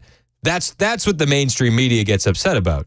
The mainstream media isn't upset when someone's charged with homicide in the second degree and second-degree murder.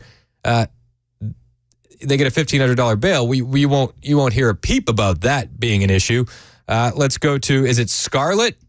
Scarlett in the borough. You're next on Super Talk. Yes, sir. It's Scarlett. I was just going to clarify. So the guys at the Murfreesboro Joby Jackson shooting, my understanding is that none of them were from here. Two of them stole a car in Georgia and then came here, and the other two pursued them and I guess confronted them. And that's what happened in that situation.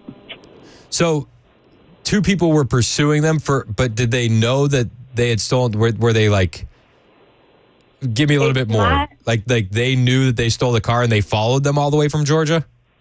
They GPS, their car had the car that was stolen had GPS tracking on it. And so my understanding is that the two of them who stole the car were tracked by the 2 that they stole it from. And they tracked them to that Joby Jackson exit. So my understanding is that the gentlemen were not from here. Interesting. But I mean, that kind of still the same thing. Like nothing, you have to take, it seems like individuals are taking the law into their own hands because they don't trust law enforcement to do the job.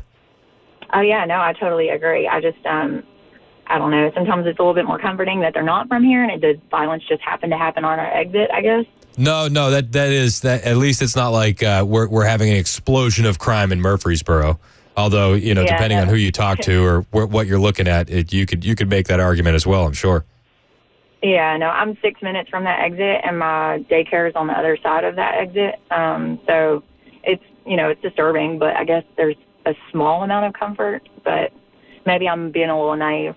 No, I think the more context that you can get to a situation, the better. Do you know what I mean?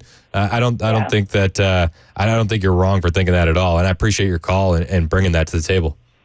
Yeah, no problem. Thanks. Thank you. Let's go to Jay in Goodlettsville. Jay, you're next on Super Talk. Hey, how you doing today? Good. How are you? Good. I'm calling in because if Tennessee doesn't get their act together and do something, I'm a native Tennessean, and we're going to end up like California. Mark my words. We have all these outsiders moving in, And with growth comes all this crime. Have we had crime in the past? Yes, we have. Have we had homelessness? Yes, we have. But it has exploded since all the outsiders have started moving in. We're just overcrowded, and we're bringing in people from other states that haven't learned their lessons from their voting records and ran from a crappy state, but still have that same mindset. How do we fix it, Jay? If I knew, honey, I would be doing it. I would be preaching from the tallest building in Nashville, because I'm serious. If we don't do something, you wouldn't believe how many people I run into from California and other states that are just, they still have that same mentality that ruined their state. They still believe in the woke agenda. I'm like, that's great. So you left there because you didn't like taxes and everything else going on. You come here and you're bringing that same mindset, so now you're going to ruin our state. And I've got friends in East Tennessee, and it's spreading all over Tennessee. It's just, if we don't do something, though, we will end up like California. I hear we'll you. turn from red to blue, and people crapping on the streets.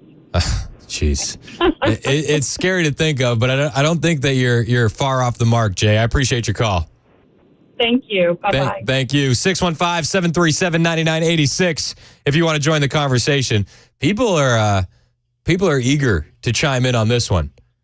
I see you guys on the Members Nutrition text line. Phone lines are open for you. 615-737-9986. It's 11:23 on Super Talk 99.7 WTN. Hey, it's Chris Hand for my friends at USS. Listen, we've been getting rain. More rain's coming. If you're getting water in your home, you might think, what do I need to do? Well, I'll tell you. Call the waterproofing experts at United Structural Systems. They've been the experts, and they've been doing it in Middle Tennessee since 1994, and they have 25,000 satisfied customers to back them up. I was looking at the Facebook comments the other day after we had all those crazy storms roll through, and Sandra commented on her Facebook that her basement flooded for the first time since she'd lived there. That's how much rain we've been getting. So maybe you don't get water into your property, but maybe this is the first time you're getting it in there. What do? Well, you call USS. They'll come to your home. They'll create a custom solution for you, and they'll do the job right. In fact, they're so confident that they can get that water out of your home that they'll leave a lifetime guarantee. And if you ever need to have your warranty used, if something pops back up, these guys are going to come right back out and fix it. That's how proud they are of their work. But they told me when I met with them, you don't know you need USS until you know you need USS. And by the time you know, you really need them. So look around your house and see if you notice these warning signs. Water standing in your crawl space, wet basement walls, cracks in your basement floors. That's your house trying to tell you something. Call the guys at USS to take a look. 615-488-7855. Again, 25,000 satisfied customers can't be wrong. Call USS today, 615-488-7855. Online at USSTN.com.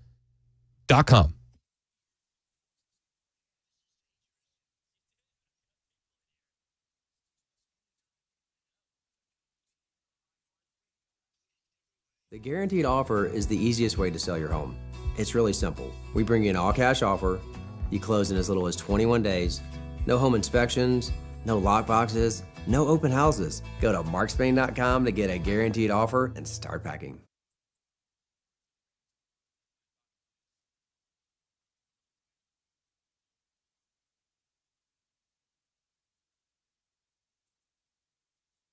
Hey, what's up, guys? This is Matt Murphy for Members Nutrition. I want to tell you about the Members Nutrition difference, and I want to encourage you to go over to the Members Nutrition website. Number one, they believe at Members Nutrition that they can sell vitamins and supplements at a lower cost point, and they're doing it every single day at membersnutrition.com. Number two, they want to make these products right here in the United States of America, not from some overseas company, and they do that every single day. I encourage you to go to membersnutrition.com. You'll get 50% off your purchase price at checkout. You don't have to put in any codes. Just go to membersnutrition.com. Once again, membersnutrition.com. Hey, it's Dan Mandis, and I am so glad that California Closets has fixed my closet catastrophe. After exact measuring and planning, they came over and got to work. Yeah, once it was all plotted out on their 3D CAD system, the pieces are measured, cut, and precisely installed into my space. It was clean, fast, and professional, and above all, my new closets look and function great. Now, this was my dormer, and now this is my new dormer thanks to California Closets. Look at all of this added space for shirts and shoes, you name it, and it is cut so precisely, simply amazing. And my old closet that has now been reborn as the ultimate in style and functionability, making the best use of the space that I had. They can work on just about anything: bedrooms, garages, home offices, closets, pantries, and so much more. Find them online, CaliforniaClosets.com, and see what they can do for you. You can schedule a free design consultation. Mention my name, CaliforniaClosets.com.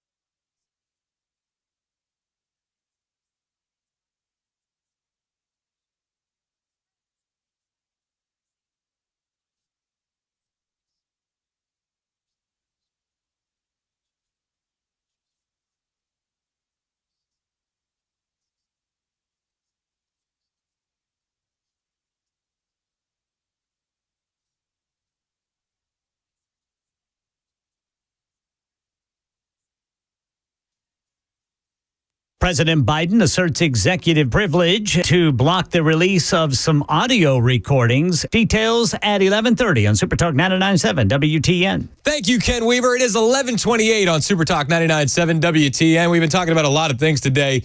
We almost forgot that Donald Trump is in court. He's in court. Lawfare. I just saw a video of him walking in. He gave the thumbs up. He's in high spirits, right?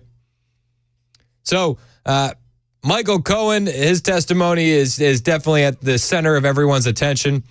A former advisor to Michael Cohen says Alvin Bragg's office did not want to admit hundreds of emails and text messages into evidence. I got that audio for you on the way. Real quick, Mike in Morrison wants to talk about crime. Mike, you're on Super Talk. What's up, man? Hey, what up? How you doing, bud? I'm doing great. This might be a bit radical thinking, but to me, the way I feel, if you intentionally kill someone, you need to go on the death row along with all the pedos. Oh, wait. Say that one more time. I couldn't make out what you're saying. If you intentionally kill someone, first degree, second degree, however you do it, you need to go on the death row. Them and the pedos, that will clean up the streets, and it will clean up the prisons so we can put more people in there. Well, Mike, I don't think you're the only one that feels that way. In fact, I bet you there's a lot of people that listen that feel the exact same way you do. You know, I think that you have to take it case by case and figure out what happens personally. It's 11:30 on Super Talk 99.7 WTN.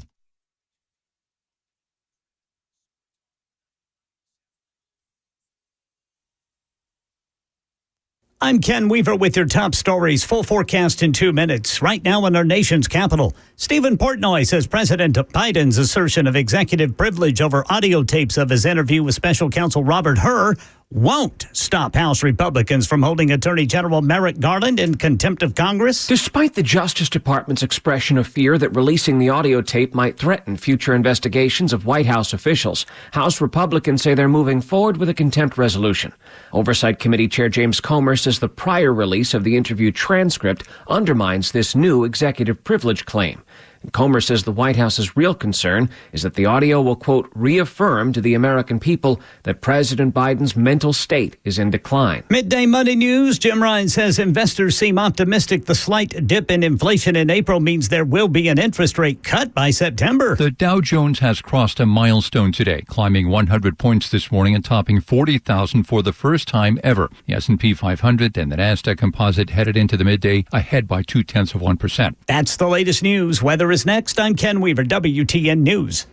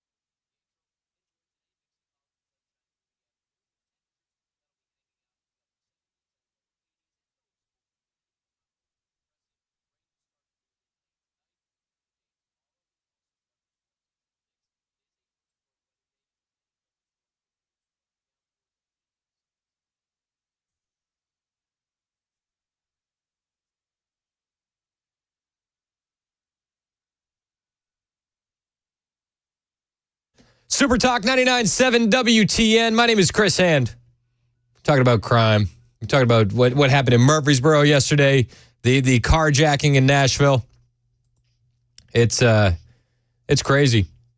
We're getting quite a few calls, quite a few text messages on the Members Nutrition text line. Murphy came in here. He's like, I heard you while I was driving in. That blew up. Yeah, people want to talk about it. People are upset. When you see a guy gets charged with second-degree murder and his bond, he's got 2 charges. His bond is set at $5,000 and $10,000, 10%, $1,500. You could get out on murder for $1,500. When you hear that a group of youths in Nashville can carjack a 34-year-old woman and put a gun to her head outside of a Dollar General and be out the next day, how can you not get angry? Seriously, how can this not blow your mind? But, the media doesn't cover this. No. The media gets upset about other things. In fact, there's a new Netflix documentary coming out. It's a show at an Arkansas jail. And lawmakers are upset about that. Lawmakers say that that's exploitation. Yeah, seriously. So last month, a new documentary set at an Arkansas prison premiered on Netflix. Have you seen that one? Inmates were given more freedom by having their cell doors unlocked. And in the weeks since, lawmakers in that state criticized the sheriff who stars in it, with some going so far as to suggest that it amounts to exploitation of the prisoners. They always care more about the criminals than they do about the victims.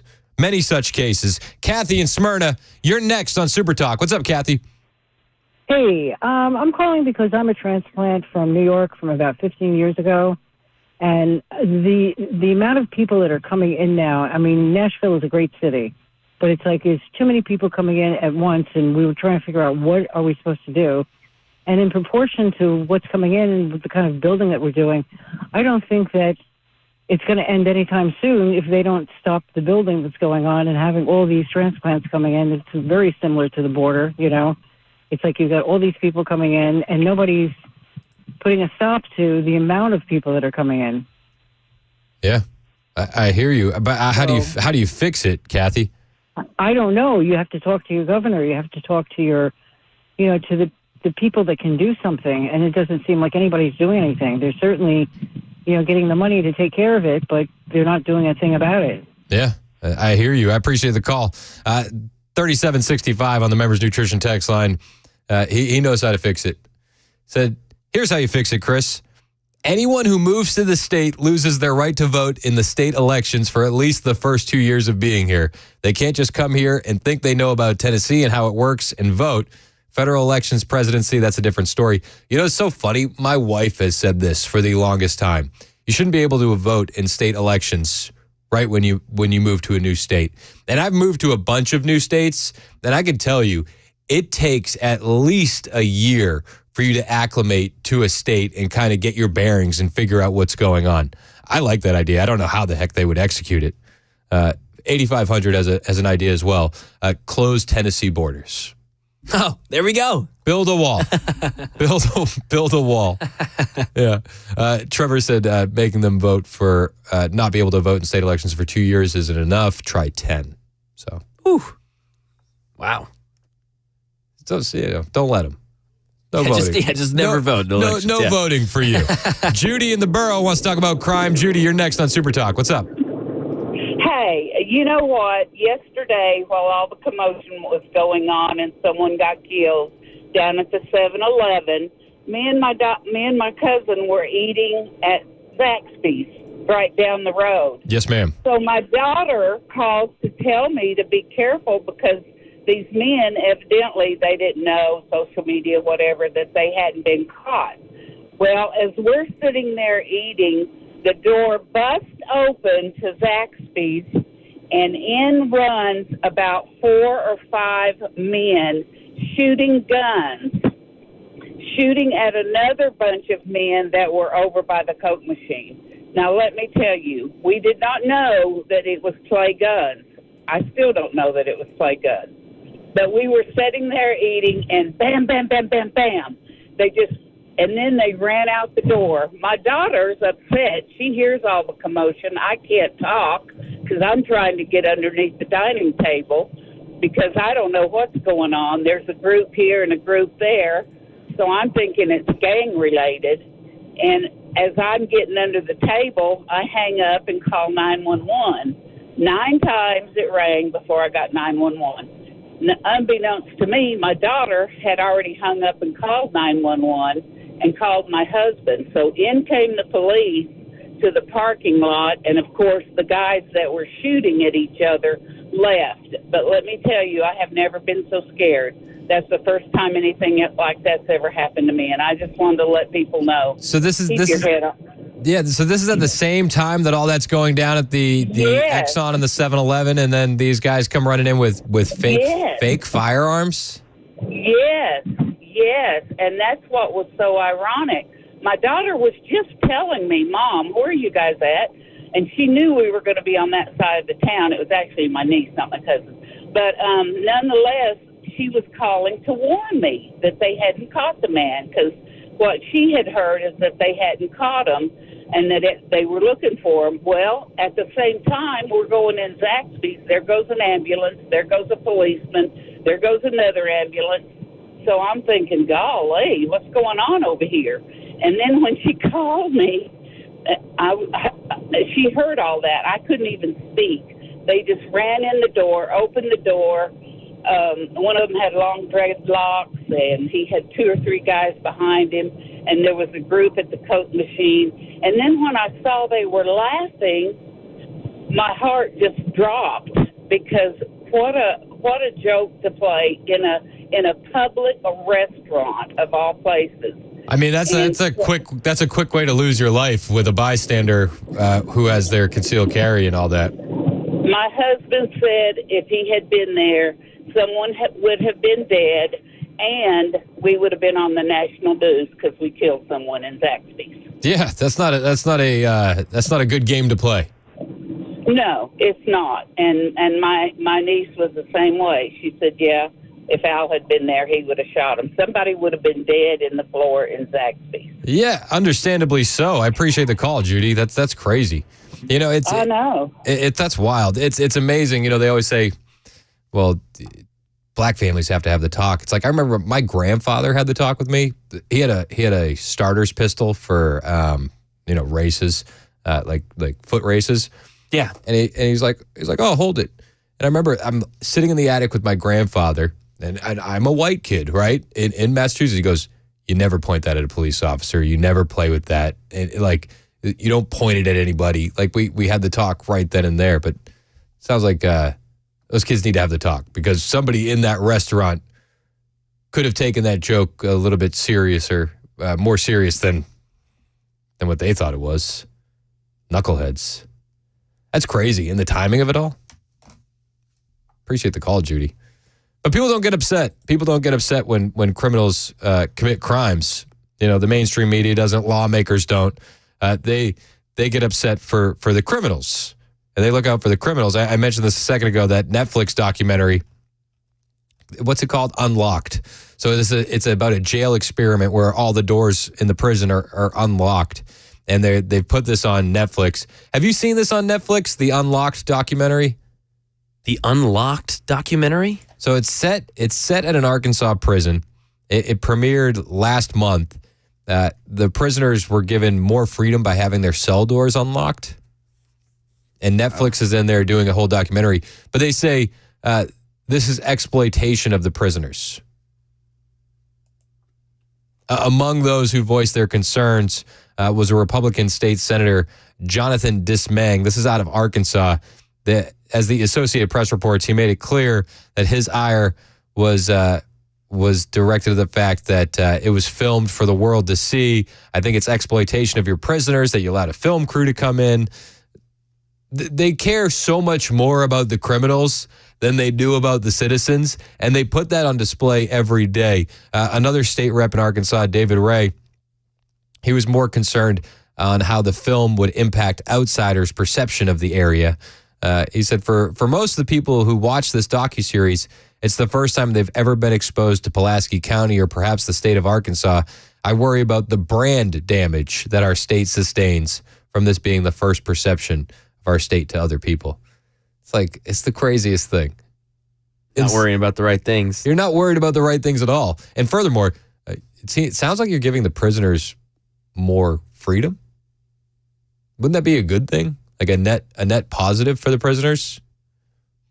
The AP reports that Pulaski County Judge Barry Hyde said that he only became aware of the series after seeing a trailer shortly before it was released on Netflix. The county returned a $60,000 check to the production company after Hyde ruled it was illegal since he hadn't signed off on it. $60,000 seems pretty low if you're a Netflix production company to pay for that. Yeah, that's nuts. Because that, besides the film crew, that's your only overhead, right? You got to pay your film crew, you got to pay your editors, your director, right? Yeah. And then you're not paying any actors. Nope. And it's like, it makes me laugh because like this is an issue now. What about A&E's 60 Days Locked In? Do you remember that? Yeah. Beyond Scared Straight. Remember that? Beyond Scared Straight. Yeah. Yep. That was a good one. They never worried about that. It was a simpler time back then where they didn't care more about criminals than they do about citizens, you know? Beyond Scared Straight was great. That was a great one, man. When I was in high school, they took me and my pals to a prison they did real life Scared Straight with us. Jeez. Yep.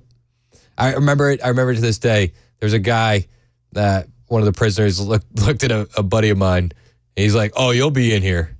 He's like, you are definitely going to be in here. Tell you what, that guy nailed it.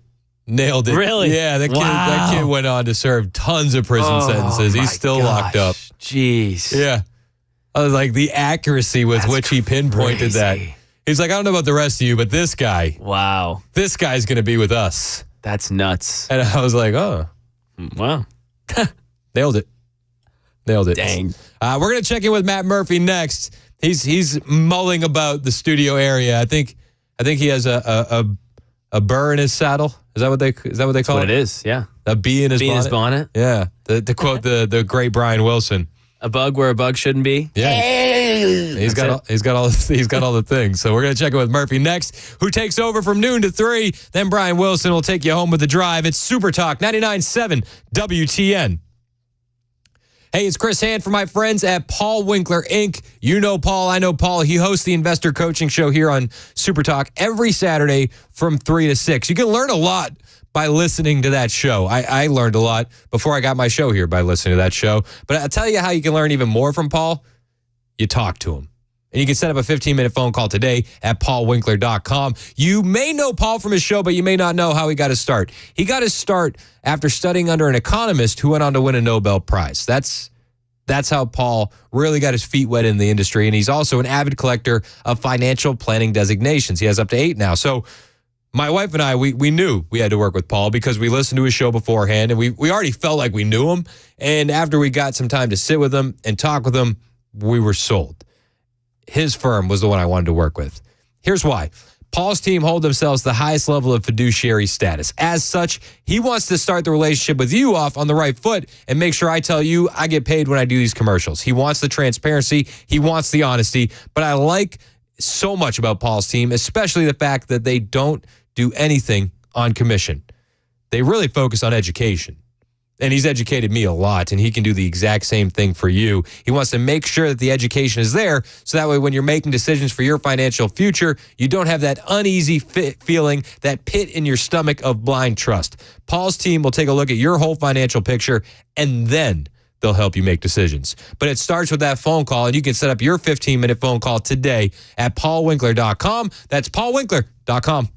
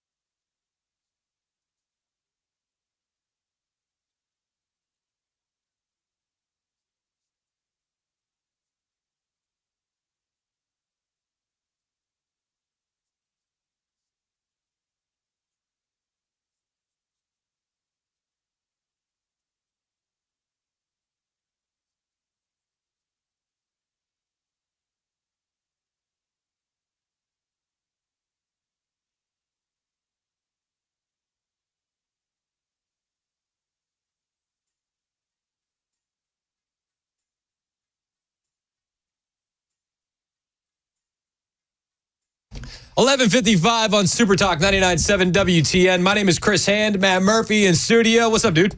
Yes. How are you? I'm good. Good. So I said to the people, the peeps, I told them, it seems like you have a bee in your bonnet, a burr in your saddle. I was channeling my inner Brian Wilson. Well, I see you. You're coming in. You're grabbing remotes. You're changing channels. I know. What's going on? Well, you got the culmination of the Trump trial, and I understand that there might be a defense offered. The big question is whether or not that's necessary. I mean, I don't expect that this judge is going to offer a directed verdict. They might ask for it. But anyway, I'm anticipating that. Our own good Congressman Andy Ogles was up there today. Fan of the show. And so, yeah, he's a fan of yours, fan of mine, fan of everybody's. So, sure. So we're going to have him on at 105 to see what he says about what happened in the courtroom. That'll be cool. Is it as dark and depressing, as dank as some others have suggested that it is? Tuberville said it's the most depressing play. And he's been in a lot of nasty locker rooms. So, yeah. So you got that going on, and there's just all kind of things happening, man. It's a Thursday. I feel like this is like we're coming into a very fun news cycle. Mm-hmm. Like, and I understand this is maybe it's dark, but like I love this kind of stuff. I do too. This is the future of America is at stake, but I love it. Yeah, this is what I signed up for. So it's the arena, right? When we're in the arena, I mean, there's two things. I mean, when you think about the human lives at stake, I mean, I know you were talking a lot about, criminals being let out of jail and whatnot. That's politics too. And when you deal with that in a very real way, which affects people's lives, then it becomes very, very serious, and you take that seriously. There's another part of what we do that is very much like sport. Yeah. And it's gamesmanship, and it's in the arena, and we're getting into that silly season where we're in the arena, and it's who's going to outmaneuver who. It is that four-dimensional chess that we like to talk about. Yep. Yesterday, I did not believe this debate was going to happen. This is another reason that I'm excited. Yesterday, I didn't believe it was going to happen. Today, I do. I've changed my tune on it. Really? I thought that Biden would weasel his way out of it, but it seems the Trump play on this is to accept anything and everything that they have coming at them with regard to rules and conditions and whatever. Well, Trump agreed with you yesterday. He's issuing it. I wonder whether or not he shows up. I mean, I do too. And there is a possibility that eventually they balk. They wait for Trump to say something crazy in their minds, and then they go, wait a minute, we didn't realize he was going to be this. I think Trump's position is just accept anything and everything that comes at him. His job is to get him on a stage without notes and without somebody in his ear for 90 minutes. That's his job. So, and a lot of people talked about this.